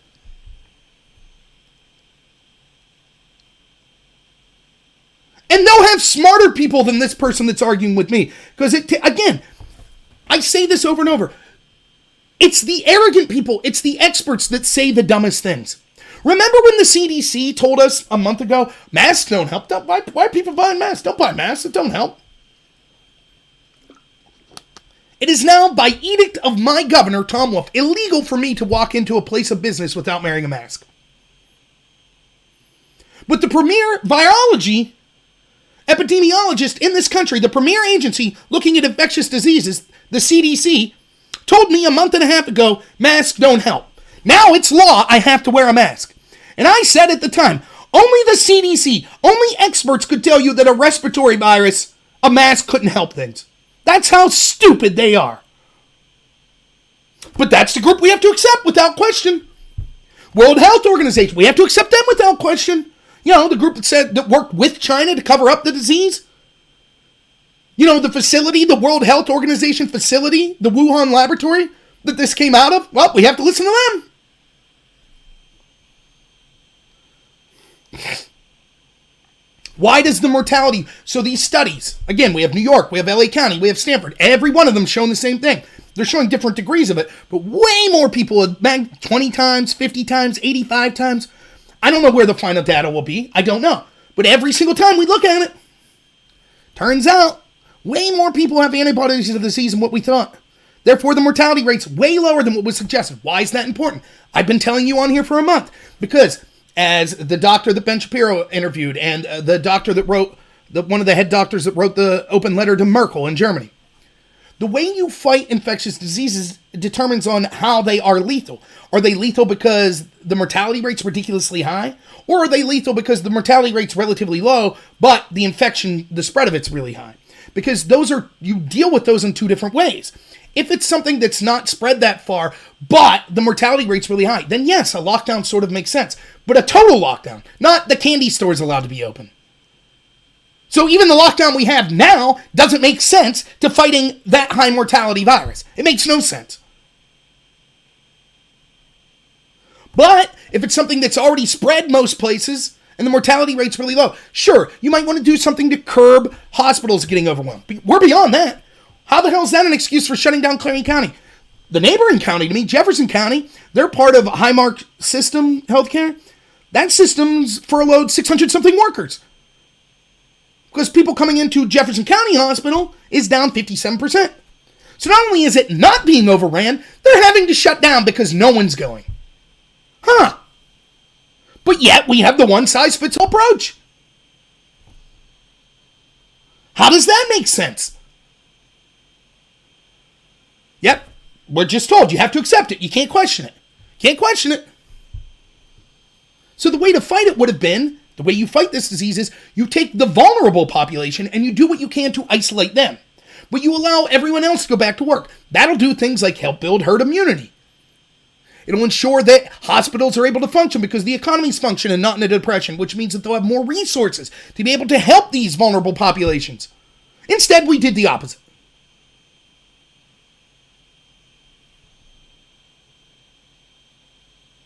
If Trump was in on it, would he be forcing states to close down? Not necessarily. Look, I don't think Trump's in on it in the sense that he's like, yes, I've been a Soros-paid shill all along. Trump, just like when he bombed Syria, his heart's in the right place. Trump said in the second debate he had with Hillary, which I was like, yes.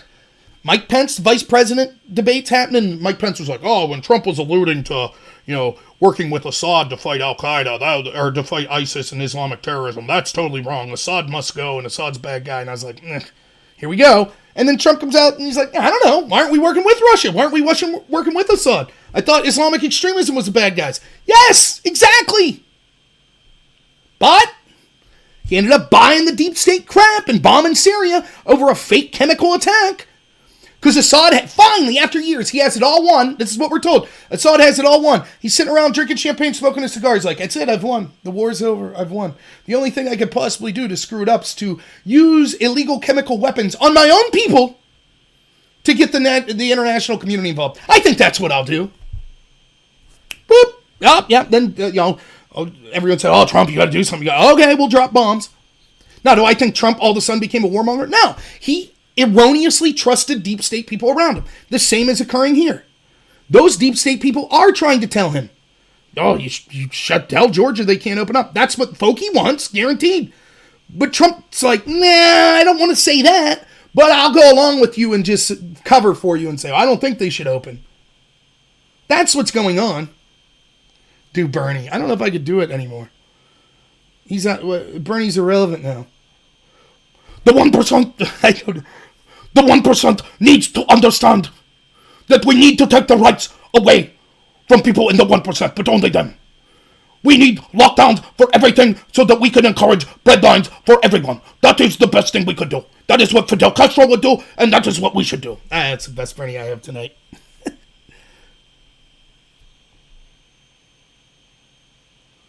So, that's why the mortality rate matters. And they're lying. They've artificially... One of the guys in charge of the CDC admitted it. They asked, how come all of your models are always overestimating the amount of deaths? What did he say? He said, well, we had to scare people into social distancing. Just like with Obamacare. We had to lie to you because we know what's best for you. The agency that said masks don't help, that are now saying you need a mask, they're admitting, yeah, we lie to people to scare them into doing what we think.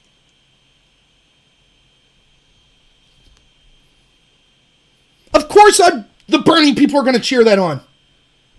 The big government people, the establishment Democrats are going to cheer that on. Trump supporters?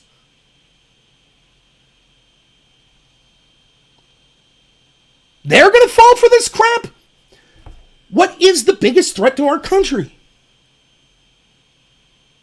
It's not the virus. It's not even the economic lockdown. It's that we as a country are willing to accept tyranny. We as a people are willing to accept, okay, well, if you're saying that I have to give up my rights because this is a big threat, I guess, I don't know. I'm seeing Trump supporters admit, yeah, we have no clue if the Imperial College model is right. We don't know. But the threat was so high, we had to take away your rights. How doesn't that apply to the Patriot Act? How doesn't that apply to the Green New Deal? Or anything else that the government wants to say? If you don't think, look, Trump might lose the election.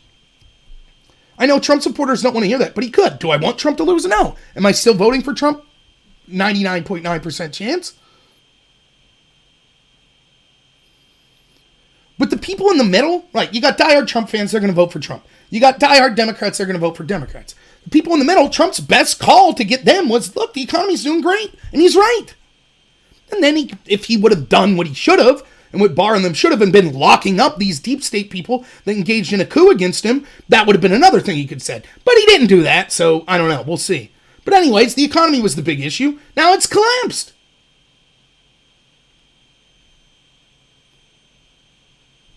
So, I don't know how it'll go.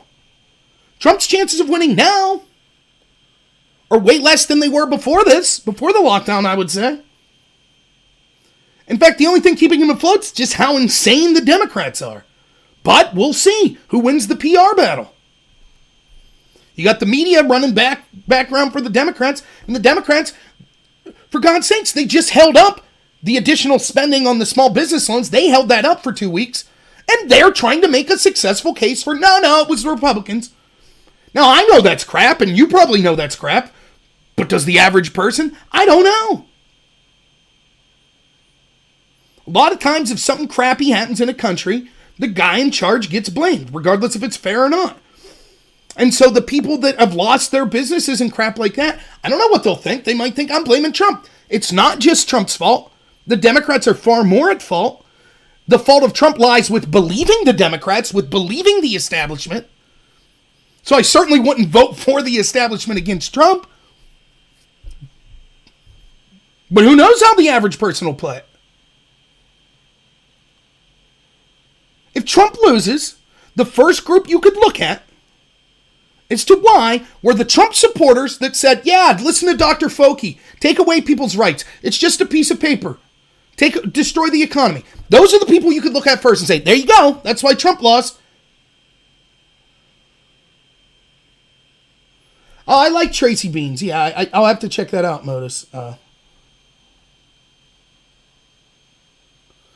Blank Slate, I agree. I think Trump probably wants the best for us. And look, he is in a tight spot. There is no right answer. Again, I'm not saying this virus is a complete hoax. I'm saying it's probably worse than the average flu. How much worse? I don't know.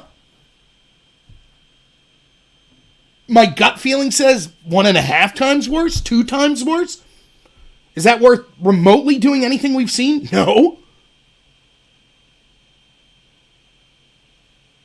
Would we have been even better off with the number of people dead if we isolated the vulnerable populations as opposed to shutting everything down? Probably. But I'm not saying the virus is a total hoax. I'm not saying that. So he's in a tight spot. Anytime you're talking about trading liberty for freedom, which Ben Franklin said we deserve neither, then it's tight. I get it. Of course.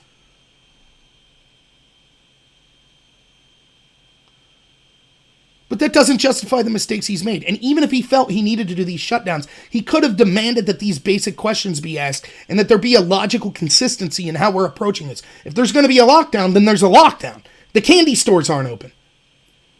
If you're going to say, liberate Michigan because a Democrat runs it, then you say liberate Georgia too. You don't say, well, I don't like that Georgia's opening up, but I think Michigan should. It's nonsense. So, yeah, and Trump's not a doctor. Look, that's one of the appeals of Trump, and it's something, when I ran for office, and I will be running again, I'm not so arrogant as that I think I have all the answers. Like, when I ran in this special election in 2019, one of the first events I went to, you're kind of in this room with a bunch of other people that are running, and it's just like a diner, and people were like firing off questions. What would you do about this? What would you do about... It was actually the best event I went to. It was in Potter County. I thought it was great. One of the guys I was running against was like one of the high-ranking people in the Farm Bureau of Pennsylvania. And they asked me a question about farming. And I was like, look, here's my limited understanding of farming. But I'm going to need people that know more about farming, like this person. I'm smart enough to know you have to go to other people. So Trump, he's not a doctor. He's going to listen to doctors. He had the misfortune of appointing crappy people around him. Just like he did in the State Department. Just like he did in the FBI. Just like he did in the CIA. The deep state is deep. It's hard to find people. I get it. But Trump's the only one that had the power to get rid of them. But again, blank slate. Yes, I hear this argument over and over. Trump didn't order. Trump just let the states do what they want. Two things. One, let's say it was about the Second Amendment instead of the First Amendment. Let's say that Governor Northam says, oh, we're going to have assault weapon bans and red flag laws and all this crap. And everyone that I supported, like American Joe and Doug Ducote and Mike from the Patriot, all great people, rightfully furious. They went to Virginia. There's a big march. I thought the march did great. I watched it all here. I did videos on it. I called into their shows. Thought it was fantastic. We need the Second Amendment. This is absurd. Now imagine that Trump would have came out and said, listen. I talked to Northam, and actually, he's absolutely right to do what he's doing. I'm not going to use the federal government to enforce it, but I agree with Northam taking away Second Amendment rights. So, do you think that people would have said, well, hey, Trump's not the one doing it, no problem? Of course not. Secondly, it is the role of Trump, the President of the United States, the Chief Executive Officer, charged with enforcing the laws. He is also charged with ensuring that the rights guaranteed to us are provided to us, such as the First Amendment, the right to peacefully assemble, the right to go to work and, it falls under peacefully assemble, the right to worship as we see fit, freedom of religion. His DOJ should be out there telling governors that are violating that. You can't violate these rights. Instead, he's talking to the governor saying, yes, they've done a great job. I agree with the lockdown. So yes, Trump is to fault, one, through the tacit endorsement of these lockdowns. Second, by locking down things at the federal level. And third, by not defending our rights.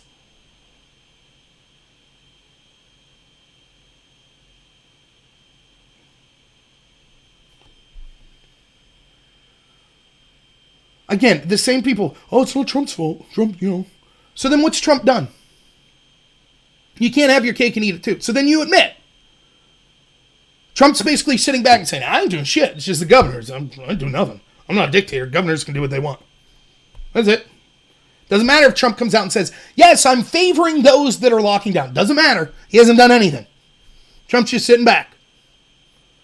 So if it would have been a success then, if only like 1,000 people had died, I'm assuming Blank Slate and the others that are saying, oh, Trump didn't do anything, it was all the governors. They would have said, thank you, Democratic governors. The Democratic governors did it. They're the heroes here. Trump didn't do anything. He just sat back and let the Democratic governors work. They're the heroes. They're what stopped this from spreading. Is that what you would have said? I bet not. I bet you would have said, Trump, great leadership.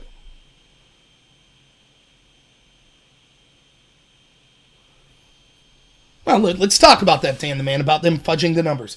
So I'm trying to talk to the coroner in Lycoming County. But again, go to 104.1 FM. That's talkwilliamsport.com, right? That's the link right there to my interview with the radio host. But if you just go to talkwilliamsport.com, they'll have sections there where they interviewed a coroner in Lycoming County. And they interviewed Tom Wolf and Secretary Levine over it. Here's what happened. And it kind of made pseudo-national news. It's worth talking about. So, out of the blue, there were like 354 deaths in Pennsylvania, I believe, of COVID. Or something like that. Out of the blue, that number jumped to 300 in one day. It almost doubled. Like to 600 something. And they came out and they said, oh, 300 more deaths in all these counties. 3 deaths here, 3 deaths here, 3 deaths here, 2 deaths in Lycoming County. The coroner of Lycoming County put a video out on Facebook, was like, this is crap. I didn't see no deaths of COVID. I was the one who had to sign the death certificates. I didn't see any deaths of COVID. Some other coroners in these counties started saying, yeah, now that we look at it, here they are saying there were COVID deaths in our county. We didn't see any of them. And so, and again, check out Talk Williamsport. They have it all there. The whole story. So, they asked Governor Wolf. Governor Wolf delays his normal press conference. Then they come out and they say, oh, it was a glitch in the computer system. Oopsie. We basically doubled the number of deaths in Pennsylvania. Just a glitch. No big deal. Then they admitted the truth, which amounted to something like this. Well, there's speculative COVID deaths. More testing needs to be done, and we changed our policy and had a new criteria for what we think would have been COVID deaths based on what was on kind of the cause of death, and so that's why we added these. But yeah, you're right, we shouldn't have did that. So they took 200 of the numbers off. So a third of the deaths in Pennsylvania, they removed, I believe I'm doing this right, the total deaths in Pennsylvania. A third of the deaths they admitted, okay, because a bunch of coroners came out and admitted that it was garbage, we have to admit now it was garbage. When at first they said it was a glitch, so they lied about the reason those deaths were added in the first place. They said it was a glitch. That was a lie. Now they admit that was a lie. Oh, it was a miscommunication. It wasn't a glitch. It was actually this speculative thing. We'll take the numbers off. Now that's because coroners that are fed up with the propaganda spoke up and said, no, we're only interested in the actual data. What if you're in New York City and the coroner doesn't give a shit? How many deaths have they fudged there? If you caught them once, you know they're doing it more than once.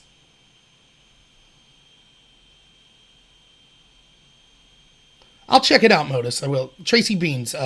She's on Twitter, but I'll check out our video. I really will. When I get time. I can only do these videos late at night now because I work nonstop. So we see that they're lying. And look, we've basically written a blank check. Now, I've had people saying this all day. I was talking about, do we know where that $2.2 trillion went? Do we know exactly? Because now we're hearing a lot of the loans didn't go to small businesses. They went to big corporations and blah, blah, blah, blah, blah, blah, blah, blah. Okay? Remember, it wasn't just $2 trillion, though. It was 6. Plus added 254 more billion. Is that what it was this week that they passed? $4 trillion in Fed liquidity, which is the Federal Reserve basically just printing money and buying stuff that they want. Okay? By the way, kudos to Tracy Beans also for being one of the people that was on the FISA gate crap, was talking about that, but has not just been totally, oh, Trump's the man on this. She's been calling Trump out too. So kudos to her for that. It's nice to see people that are willing to stick to their principles and not just support their team no matter what.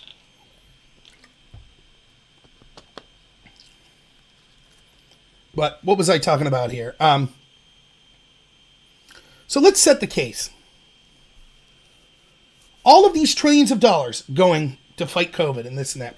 Now let's say you're a hospital. Let's say you're Jefferson County Hospital, right? Which is a member of Highmark Network, I think. This is in Brookville, PA. I believe no people have died in Brookville, and there's maybe been like 13 cases. So you're in this county, Jefferson County. You're kind of forgotten about, rural county in Pennsylvania. You're starting to furlough your employees. You can't pay them. No one's coming into the hospital. I told you the story. I'll just tell you, it was my brother. I've been telling this story, but I left out who it was. My brother has seizures. I hope he doesn't get mad at me for saying this. He has seizures. He developed them as an adult. He's 22 now. And they're terrible. So bad that he's broken both of his collarbones on his left and his right side. Because when he has these seizures, they're so violent. It's just terrible. And he always has multiple. If he has one in a day, you're almost guaranteed you're going to have a second, you're going to have a third. So his seizures are of the nature that you basically have to go to the hospital. It's not just a little one. It's as bad as it could get. He has a seizure one day. This is at the start of this lockdown business last month. He has a seizure. They take him 20 minutes to the hospital in Jefferson County.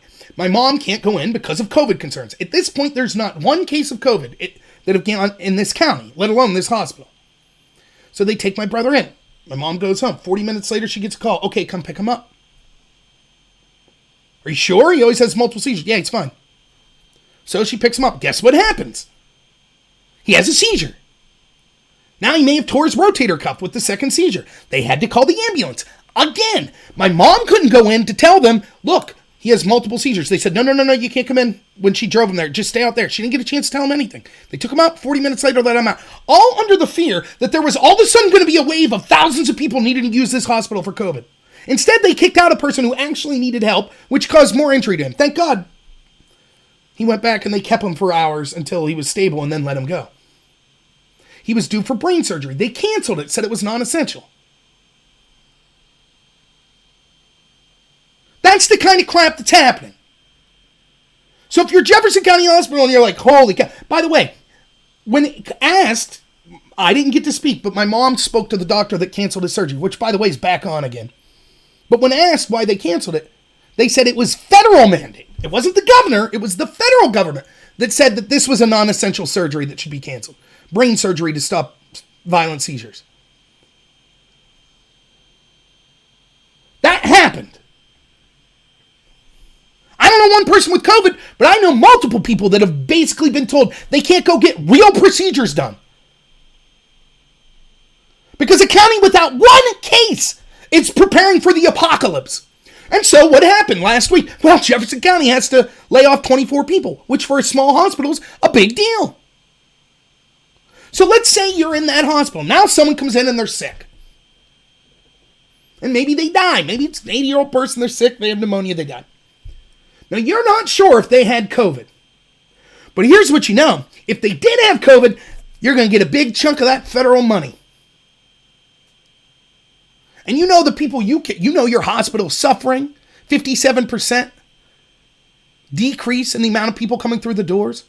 All of these surgeries that people have that could help make you money, not allowed to happen. You're losing money hand over foot. So you're this doctor. All it takes is, I just write COVID. And all of a sudden, our problems are solved, at least a big portion of them. Can you blame that doctor for writing COVID? Can you blame the coroner for writing COVID? If you know you're going to get more resources? Look at Cuomo, for example, the governor. This guy is out there, we need tens of thousands of ventilators, we need billions of dollars, blah, blah, blah, blah, blah, blah, New York, New York, New York, New York, New York. Now say what you want, he's a liar, he's a scumbag. He tried to do crappy things like say, Trump only sends us 10,000 ventilators, then he's got to tell the 2,400 people that'll die because they didn't get ventilators who they're going to be. Then it turned out, oh, by the way, we have hundreds of ventilators in a garage. There's no crisis. We're selling ventilators now to other countries. So that was a lie. That fear-mongering. We now know that was a lie. But in a weird way, can you blame Cuomo? He's like, I care about my people. Would you do it for your family? Instead of a doctor, if it just required you. Hey, Mr. Knorr, we heard, you're having trouble financially. We heard someone in your house got really sick and they had to go to the hospital. And you're like, yeah, but it was, it wasn't COVID. It was something else. Are you sure? Because if you say it's COVID, we'll send you a bunch of money. Oh, okay. COVID, yeah. I could use that money to help my family. I'm going through a tight spot.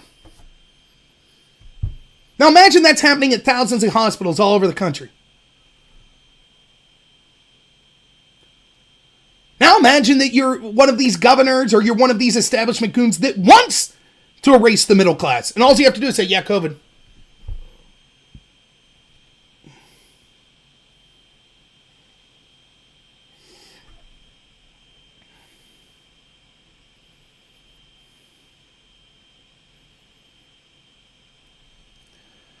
So, there's other things. There's like the fallout from this. It's so insane. I read a story of this woman in Oregon, and there's now multiple stories of this coming out. She owns a hair salon, right? She went through the arduous process of getting one of these small business loans. So she excitedly gets the loan. She calls her employees and says, guess what? You can come back to work. The employees are furious. Why, you might ask? Because they're making more on unemployment than they are at work. So they're begging her not to open up. Now, this is something that a lot of Republicans said. Look, this is a huge problem. The Democrats said, how dare you? It would never be used like that. And you don't care about people that make a little bit of money. There we go. I've seen other stories of that coming today. Now, if you're an employer, you're like, Jesus, do I want to open up? My employees are going to hate me. They're making more money just sitting at home. What do you do? How long do you think that's sustainable?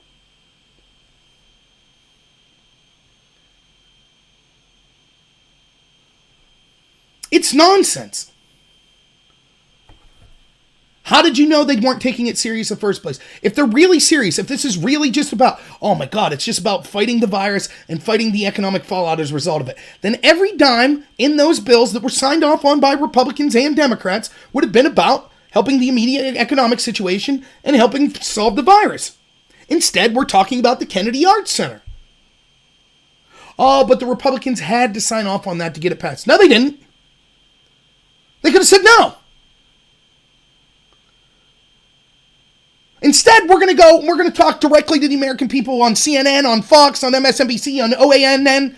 Anywhere I can have a voice, I'm going to be like, just so you know, the Democrats are demanding we give $30 million to the Kennedy Arts Center and millions here and millions there and this and this and this and this and this, unless, or they're not going to pass an emergency bill. That's what they could have done.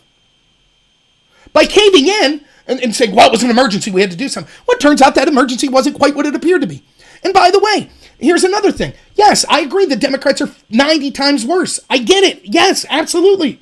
But here's some food for thought, right? Why was all this crap necessary in the first place? Oh, bless you, great government. So look, yes, the Republicans are right to be like, the Democrats are holding up money that needs to go out to Americans because they're in economic dire straits. Why are we in economic dire straits? Because the government created the problem.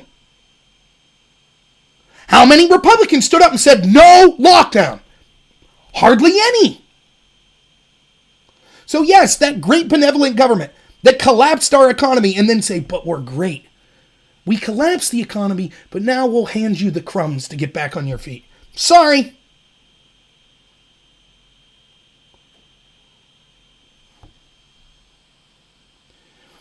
You know, I tried. If you check out that radio interview I did, me and my buddy Carlos, we told everyone. We said, open up, man.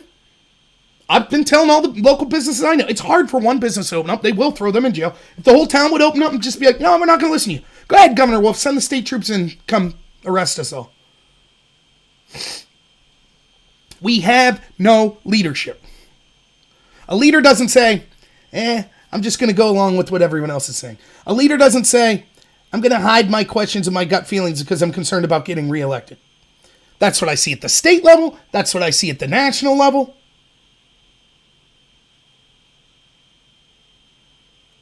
But that's what we're told. Let me get a hold of my SJG. Are you still on it? Yeah, Carlos is cool. Let me see if SJG is still around because I told him I'd do his show tonight. And he might have went to bed, though. You never know. So, yeah, that's where we're at. I mean, that's why I'm furious. We've been lied to. Everything. That's how you know they're not serious.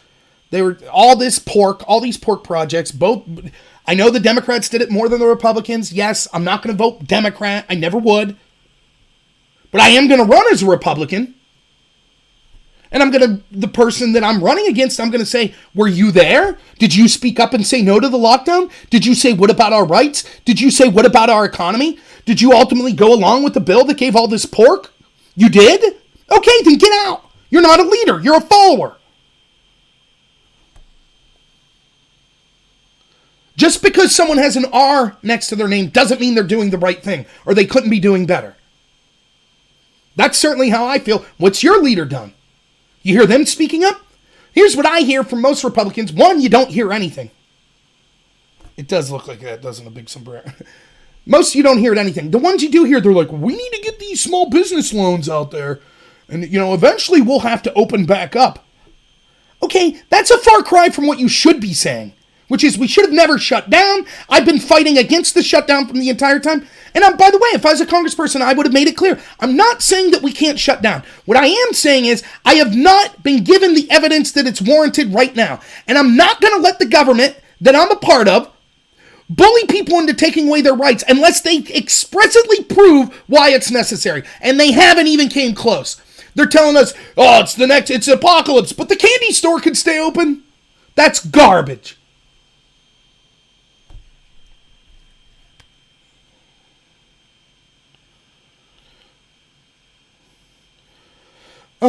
Okay, so I'm not doing SJG shows. So I'll just wrap up here. Sorry. Big feather. I have to have this, by the way, because this is my work office. If there's medical documentation, etc., that technically could violate stuff, so I have to have a background. They're not serious about it. If they were serious, candy stores would be open. If they were serious, they would explain to you, Governor Wolf would explain to me why on one day he says, oh no, if we opened up Sullivan County or Clarion County, the virus would spread like crazy. We can't justify it. But then the next day he says, oh, okay, we'll open it up in a couple weeks.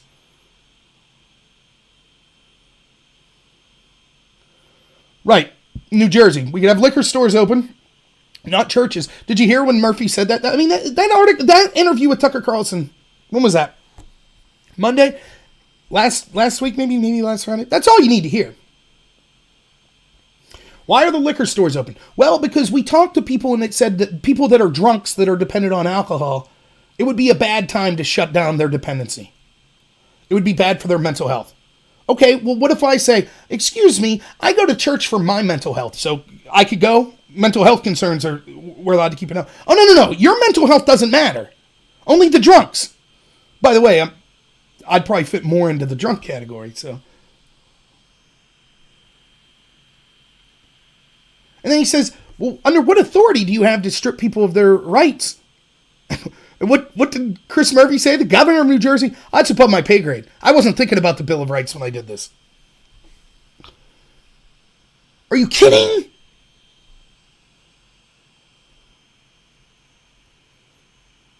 It's unbelievable. I mean, they're just admitting it. We don't care. We'll do whatever the hell we want. If we think it's important, we don't care if we have the legal right to do it. We don't care about your constitutionally protected rights. We don't care at all. At all. It never even crossed my mind, he says. So let's say he feels that way about climate change. Yep. Let's say he feels that way about getting rid of guns. Yep.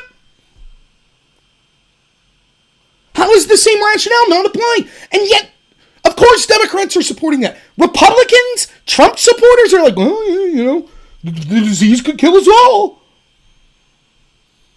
We're still here. My raisin-colored curtains. So, I mean, I don't know what more to say. I mean, it feels biblical. I'm not one to talk about religion very much, but that person that I was arguing with, by the way, I love this because when I'm on Above Top Secret or on Twitter or anywhere where people might know me, one of the defaults they'll make is like, you only have 1,700 YouTube followers, so. Okay. So? And then that person told me, this is the person that says, we can't trust studies based on testing. Only studies that weren't based on testing. He trusts the Imperial College study so much so that he admits that he has no idea of knowing if it was true or not. It was just an estimate. And he admits that non-random testing, studies based on non-random testing are worthless. But he says, yeah, you know what? Let's destroy the economy and take away people's rights anyways. That person who says that, this is how they end it. They ultimately say this. They're like, yeah, but guess what? You lost. Even with your YouTube channel, you weren't able to convince people to get upset and demand that their rights be not violated. You lost. Isn't that telling? It's a game. Trump supporter. That's a Trump supporter. That's someone who fought against the Green New Deal. That's someone who fought against Bernie Sanders and socialism and his plans to redistribute wealth. That's someone who fought against the media lying about Russiagate. But now all of a sudden he's all in with the media. Yep, believes him 100%. Right? And the real winner is him. He wins because he's on the government side. And the government took away our rights and they got away with it. So he wins and I lost. That's how they look at it. He's on the winning side. Isn't that great? You see the caliber? They conservative. Fiscal conservative right there. Who gives a shit if I was right? Who cares if we took away your rights? Who cares if we destroyed the economy? And it was all a hoax. Who cares? I was on the side that won. You were on the side that lost. That's all that matters.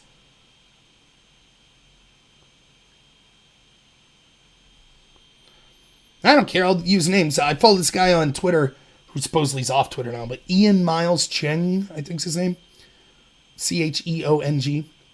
He was good on Russiagate. He's conservative. Let me see if I can bring it up. Give me a second.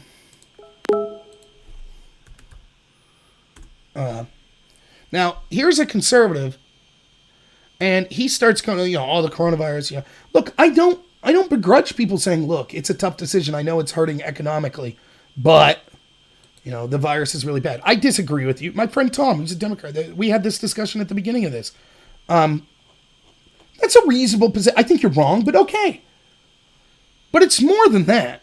It's people that just mock the idea. They somehow, if you, God forbid that you had a concern economically, they make fun of, you wanted people to die, blah, blah, blah, whatever. Well, guess what? This virus will be long over when people are suffering economically. What are these people going to say then? Where are we at here?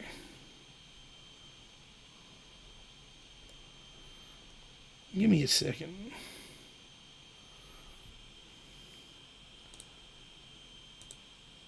And so here's the responses I had to him.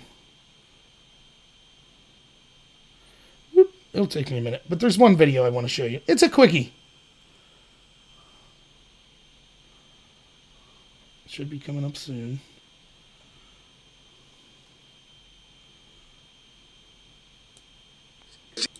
Hey guys. You ready?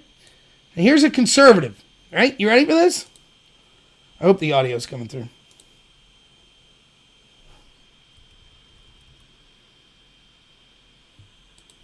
Hey guys, I don't know if you heard about this yet, but you gotta save the economy, guys. Guys, the economy, guys. The economy, I mean, who cares about people living and dying, huh? Guys, the economy, I'm a stark portfolio, guys. The economy, you can't have people living if there's no economy, guys. Guys, the economy. Hey guys. You get that? There's a conservative for you. There's a blue checkmark conservative. Let's see what he says just right after that. I saw it up here. Just to give you a clue of the type of people that we're dealing with. He says, we're going to be okay, but we're just printing money? What? This is insane. Fuck, man. If it was this easy, why don't we just have free universal health care, universal basic income, and enjoy the gifts of fully automated luxury communism? You see? When people like me were saying, hey man, you're blue checkmark Trump supporter, conservative, you actually have an audience unlike me. I have the best audience, but you have a bigger audience. You mocked the idea of being concerned economic. Hey man, the economy. Then 3 days later you're like, holy shit, we're just printing money? I didn't see that coming. You dolt.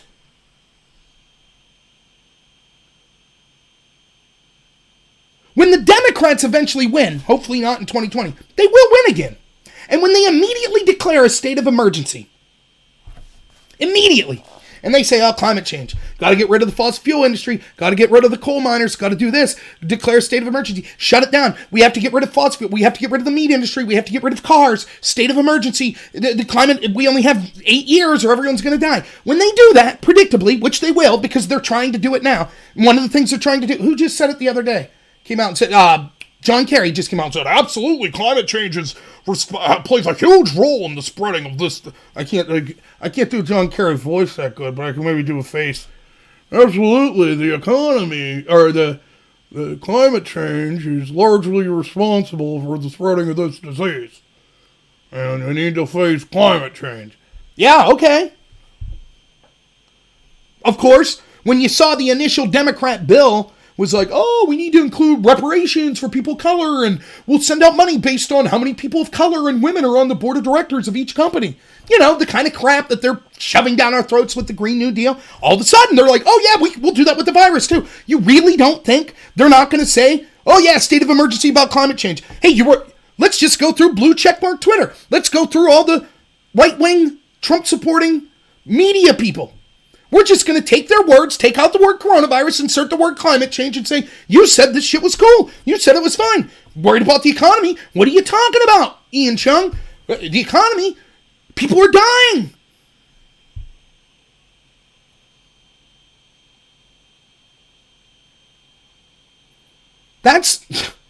They're going to take the exact words of Trump supporters and say, this justifies declaring an emergency over the Green New Deal. And what are people going to say? Oh, this is different. This is different. This time it's different. Middle America's just, well, huh? All the experts say we're all going to die. I guess. That's what they said about COVID. We had to listen about that.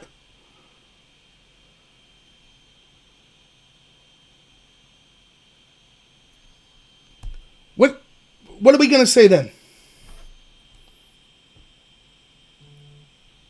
Who's chirping me?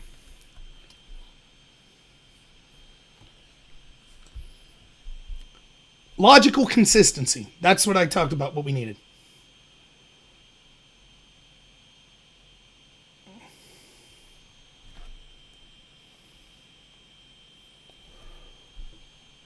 I don't care if you agree with me and that you support Trump. If your argument is, I'm okay with emergencies and taking away our rights, and it's just a piece of paper. That person I was arguing with, again, this is a constitutional conservative, they claim. This is a Trump supporter. Your right to assembly is irrelevant. Your First Amendment rights are irrelevant. The Bill of Rights is irrelevant when it comes to saving lives. That's what they're telling me. So when they then turn around and say, the Democrats are trying to take away my rights, it's meaningless. When they turn around and they say, the Democrats are spending trillions of dollars, and they haven't proven that this is an emergency, it's irrelevant. You've sold out. So, anyways, that's where I'm at. Anyone have any specific comments or questions before I hang her up? Since I'm not doing that video with SJG. Yeah. Oh, yeah. Of course. You know, I've had to explain again. Like, listen. You want to see how this is a win for Democrats? Let me make it real quick for you. People I know that are basically uninterested in politics. You know what the first thing they said to me was, damn, Trump's sending these checks out. That's great, man. That's great. Just sending it home, getting these checks. Yeah, that's something I can get behind. That's something I can get behind. So when the Democrats are like, by the way, universal basic income. We'll tax the rich. We'll give you money. You don't think that's going to be a win for these people that before weren't concerned? Hey, so wait. If I vote for Trump, I get nothing. If I vote for the Democrat, they're going to send me a check for $1,000 a month. I'll take the check. You don't think that's going to be appealing to a bunch of people that otherwise aren't really concerned with politics? You think that's sustainable? You think we could live like that forever? Just telling people you get more not to go to work. You think that's going to work out? Because that's where we're heading. Oh, yeah, I agree with you, Knight to the face. That's one of the things I've said about Trump all the while, the debt spending. And I had conservatives tell me, oh, it's okay when our guy spends the debt. The other guys, those are the ones that are wrong.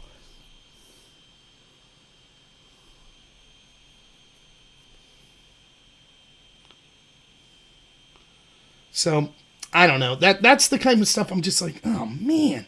But it's hard to tell people that. Again, I'm one of the people that's, to me, it's strange, right? Like, it's like most of the things I vote for and I advocate for, I'm broke. So if I voted for the socialist, it'd probably help me as someone on the lower end of the economic scale. I have massive student loan debt, so it would have behooved me to vote for Bernie, but I realize that's a mistake for the country. Universal basic income from Yang. Yes, I guess as someone who doesn't make very much, that would have been a net benefit to me. If I would have deleted my YouTube channel and just went along with everything Trump says, I could have got hired by his team and made much more money than I am now. Because I was offered the job and turned it down. But I'm an idiot. I'm always turning down things in my best interest because principles, what a shame. Oh, it's coming. Look, if you want to be consistent, then you have to say the Patriot Act, the shutdown over COVID, and shutting down over climate change are all acceptable or they're all unacceptable. All three are issues where the government is fear-mongering, they haven't proven their case of fear, and they're demanding the only answer is that normal Americans give up their rights. All three. If you're okay with it, if you say, well, I'm fine with it under COVID, but I'm skeptical of the Patriot Act and the Green New Deal. Why? If you're okay with the Patriot Act, but you're against the Green New Deal, why? I mean, there are nuances, I guess you could say, but in theory, it's the same idea. The government says, oh, there's a big scary demon out there. It's going to kill us all. And you say, well, can you give me proof? No. But trust us, we have to take your rights away. Okay.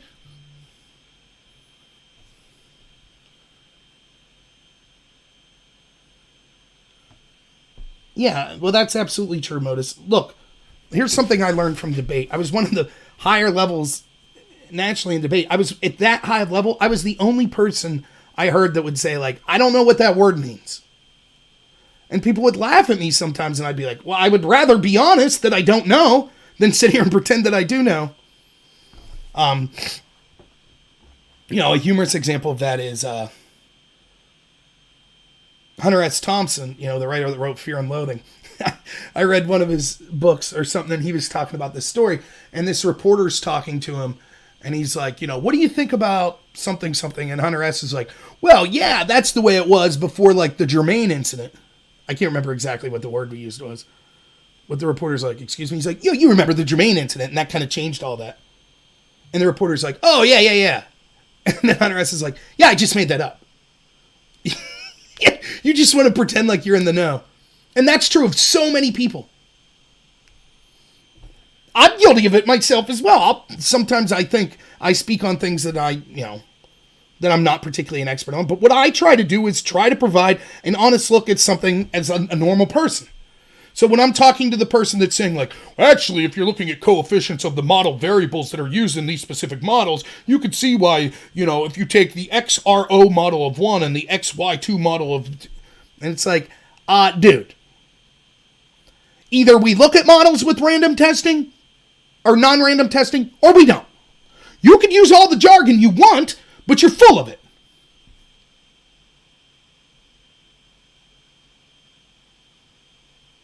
And that's like, I had this argument with someone one time recently, someone I really like, that was talking to me about the importance of experts and why we need to default to expert opinions. And I was like, maybe, but it depends. Because sometimes the experts don't know what they're talking about. For example, it's been shown over and over when it comes to finances that when you take like big hedge funds and things like that, oftentimes random number generators picking stocks actually on average do better than the supposed experts. I feel that way about political analysis. Look, going into 2016 election, everything the experts told you was wrong. You talk to the guy in the street, they were way more close, way more accurate than the experts. Financially, all the experts saying Trump wins, there's going to be an immediate economic collapse. Paul Krugman and this crowd, they were wrong. All the experts tell us, the foreign policy experts say, we got to bomb this country, we got to bomb that country. They're wrong. All the experts told us, what was 2008 going into that? What was going on financially was great, and we need to bail out the banks and stuff. They were wrong. Then the experts had all these models, how many people were going to die. They're wrong. They keep adjusting the model numbers.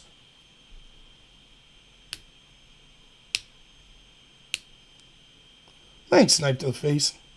Very pleasant name, too, Knife to the Face. So, I don't know. Does that mean we automatically distrust the expert? No, that's not what I'm saying. But this appeal to authority, well, that person's an expert, so we have to listen to them. Does it make sense? I saw you all were talking about Q. That's one of the things I say about Q. Look, could Q be right? Maybe. Is everyone that follows Q the same? No. Are some people following Q and saying, hey, look, I just use it as a tool to try to educate myself? Yeah, that's fine. That's great. Are some people using Q and saying, if you don't agree with everything you say, then you're a piece of garbage? You're helping the enemy? Yes, some people say that. Those people suck. But what I say about Q is this. I know what's my common sense and my lived experiences. And when I see stuff in front of me and it doesn't make sense to me, I'm not going to be willing to suspend everything that I know and believe because I think that there's a higher power who's playing some 4D chess game and that's going to solve everything. Could that be true? Yes, it could be true. But I could say the same thing of Barack Obama. All the Q people that are like, Obama was this big, which I believe this. Obama was a crook. I believe that he probably committed sedition or treason trying to take down Trump. I believe that. I don't have exact proof yet, but I know that his agencies did. And I believe the buck stops with him. But Couldn't I just as easily say, well, actually, Obama was going along with this to make it look, he was infiltrating. It was a super secret plan to infiltrate the deep state, and really Obama's a good guy. Could be true, I guess. I'm going to choose to operate as if that's not true. And I'm going to do the same with the Q stuff.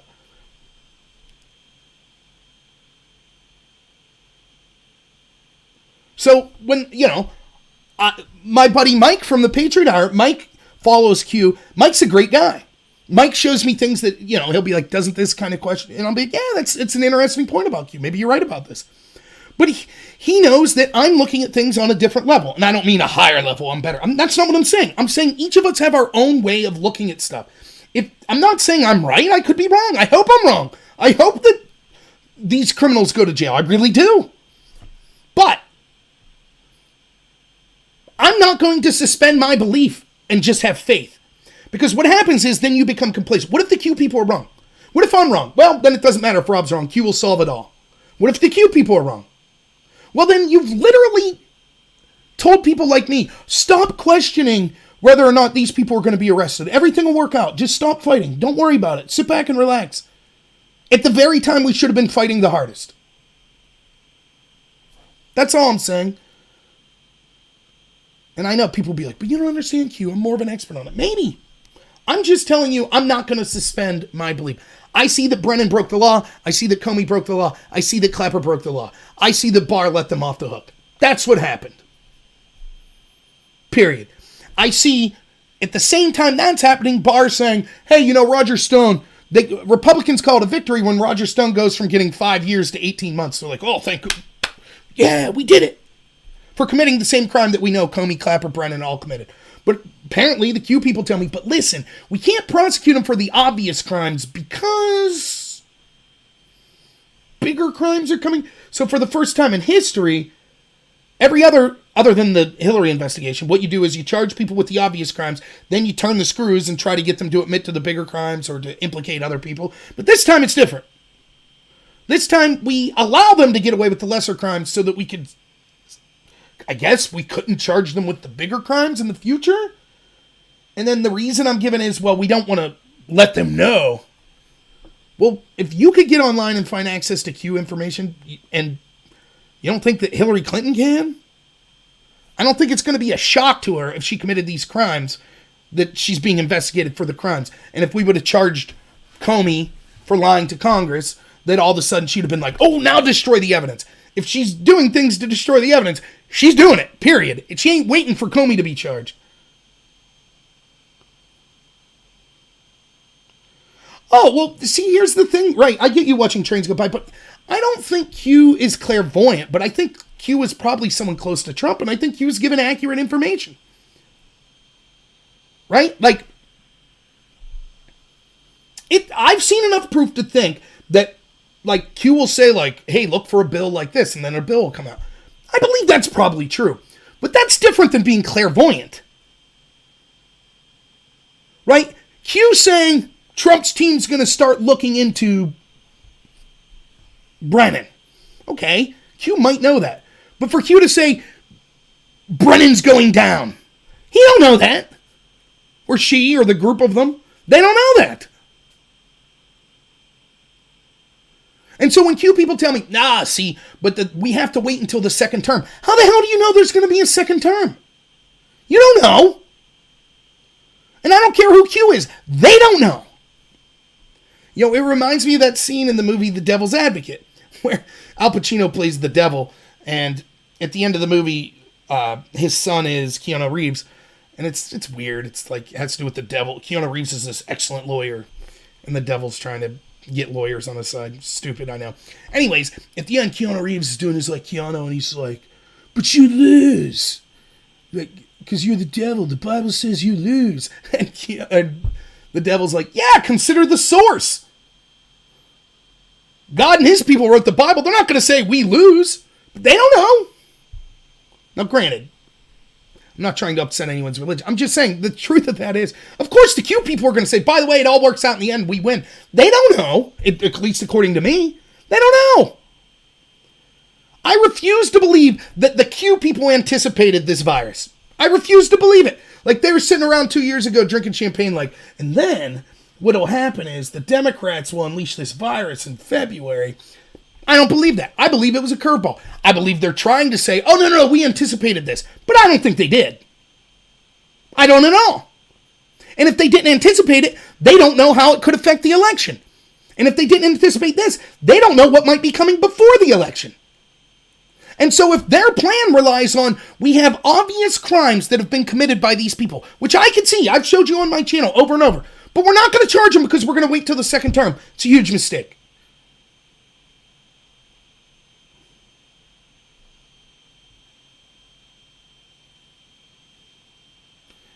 Do a kickflip. Good luck. You want me to do a Pele soccer kick? Not worth the Ninjini. I appreciate the Ninjini, but if I do a flip like that, I'll be in the hospital. And the Ninjini won't be able to get me there, so. Right, Q never talked about a virus, which is my point. So they didn't anticipate it.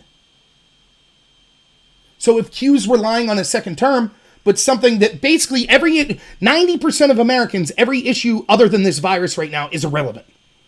The virus and the reaction to it is the story.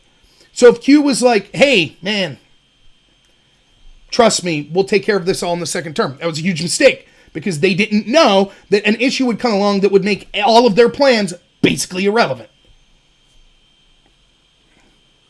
And the fact that Trump went along with it largely is a mistake, I believe, as well. So, all right. Sorry, Vague Trey. I'm not going to attempt a kickflip. Save your money.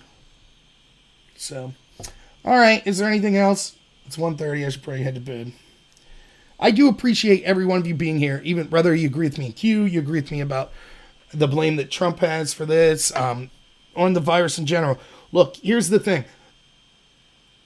No one wants, it's not fun to just have a group of people that totally agree with each other. It's not. So I welcome all different opinions. I welcome Republicans, Democrats.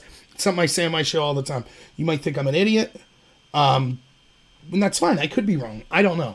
But I hope that what comes across is that I'm just being authentic.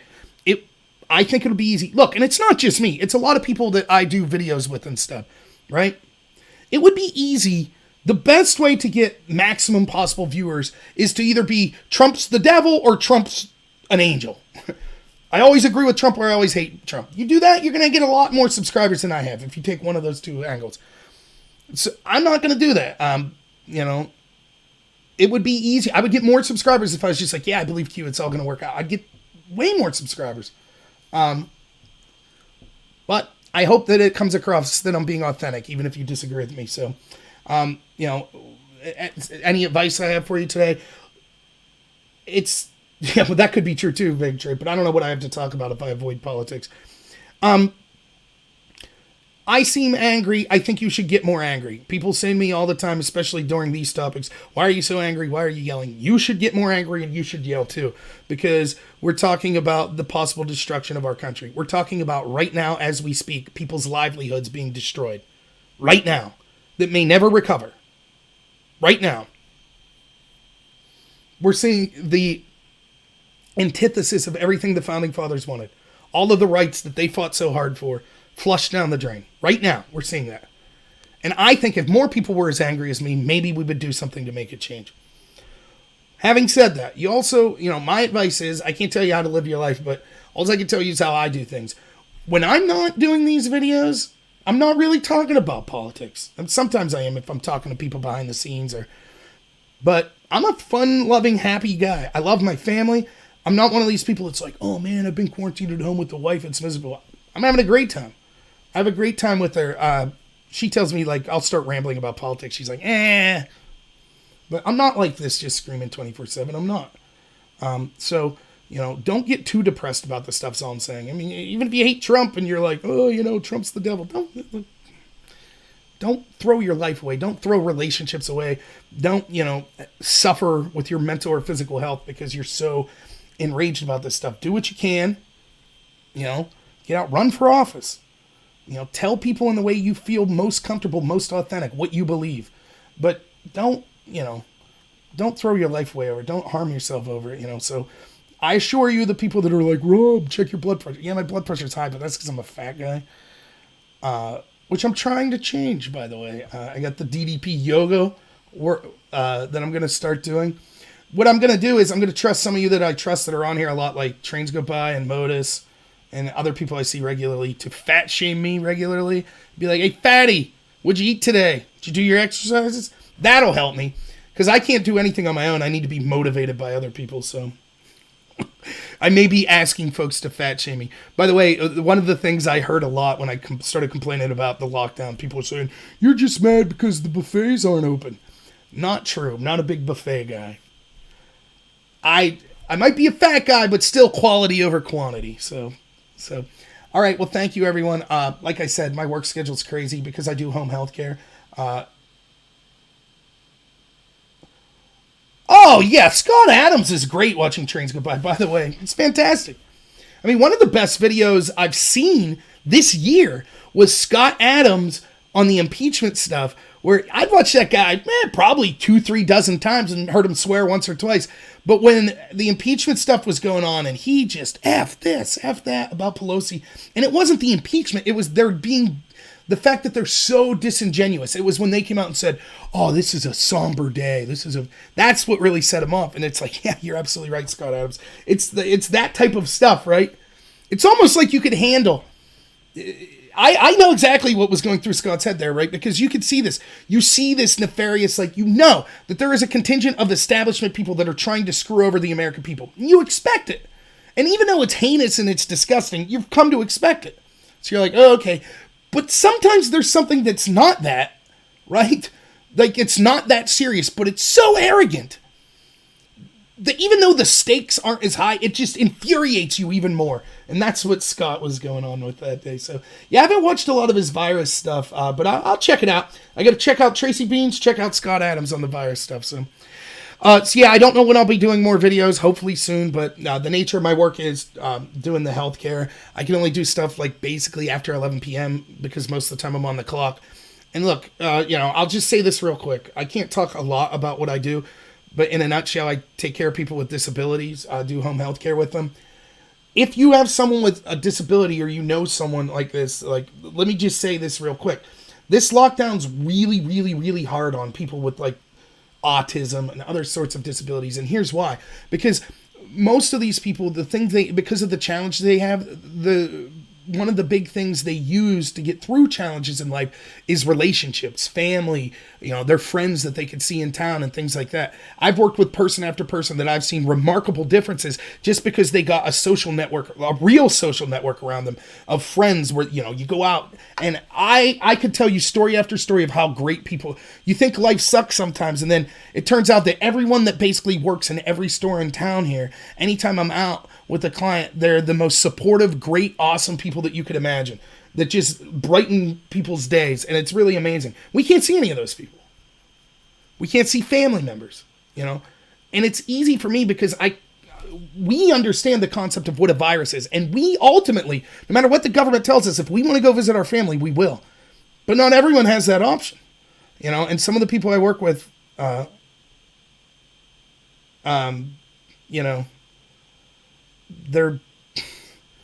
not, it's a tough time. So, I'm not complaining about the fact that I have to work a lot, but it does affect my ability to do videos and things like that. So I do apologize that my input's down. The few people that support me financially, I totally understand if you don't want to support me because I'm not putting out the material I used to. I get that. And you might just have more important things to do with your money right now. So I totally get that. But, that's one of the big reasons. And just, I'm not someone who's sappy. I'm not someone who says like, oh, think of these people a lot. But, seriously think about, there are how like something like this lockdown affects. By the way, if you're someone who's in a home healthcare facility, you're automatically you're lumped in with the vulnerable population in the first place, which means that the lockdown is as restrictive as possible. And I'm not talking about just my work, but in general, home healthcare facilities. So, a lot of those people, even elderly people that are in home healthcare, you're at the end of your life. What's important to you? It's your family, maybe you're in hospice care, maybe you're end of life care. And You want to see your family? Well, they can't come. You're a vulnerable population. That's happening all over this country right now. So it's incredibly sad. The stakes are higher than what you'll just, oh, if you don't agree with us, you only care about your 401k. That's garbage. So anyways, not to end on a downer, but thank you all so much. I really appreciate you all. No, I wasn't tested, but we do have to take our temperature several times a day. We have to wear masks at all times. We are not allowed anywhere. We're not allowed out anywhere. We can't even go fishing. I don't know if that's just my company policy or what, but I understand why they're doing that. They're being as safe as possible. I get that. And you can't blame individual companies that are just listening to the government's laws / suggestions. So I'm not criticizing our company whatsoever. But it is as restrictive as they could make it. And it's tough. It's tough on a lot of the people we're caring for. And it aggravates me, just like that story about my brother with the seizures. I don't talk about how things affect me. It's not about, oh, if it affects me personally, then that's why I'm concerned about this.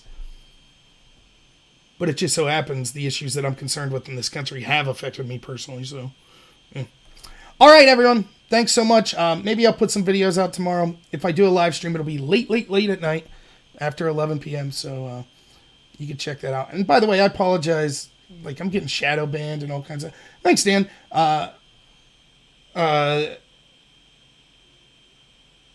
Oh, yeah, well, Dan, just about my mods. My mods can do what they want. They could argue with people, whatever. I welcome everyone here, but I guess their opinions are not necessarily mine. I didn't see everything that was going on in the chat, but anyone's welcome to say whatever they want here. If it gets heated in the moderation or in the chat room, I don't have a problem with that, as long as, like, no one's threatening anyone, so no problem. But yeah, you're welcome back anytime, Dan, even if you disagree with me. So yeah, no problem there. So all right, everyone, I'm rambling on now. So yeah, well, that's just it. I didn't show up in people's... I've been losing subs. Some of them I think are people that are mad at me because I criticized Trump, but I'm also losing subs just because that's what happens, I guess. And people were telling me left and right, oh, I didn't even see you put anything up. I was unsubscribed or whatever. So I'll try to, anytime I'm going to go live, I'll try to put a post up on YouTube an hour before that just says, hey, I'll be going live in an hour. And other than that, I'll just be putting stuff up. So thank you so much, everyone. I really appreciate it. Talk to you soon. And as always, have a good one.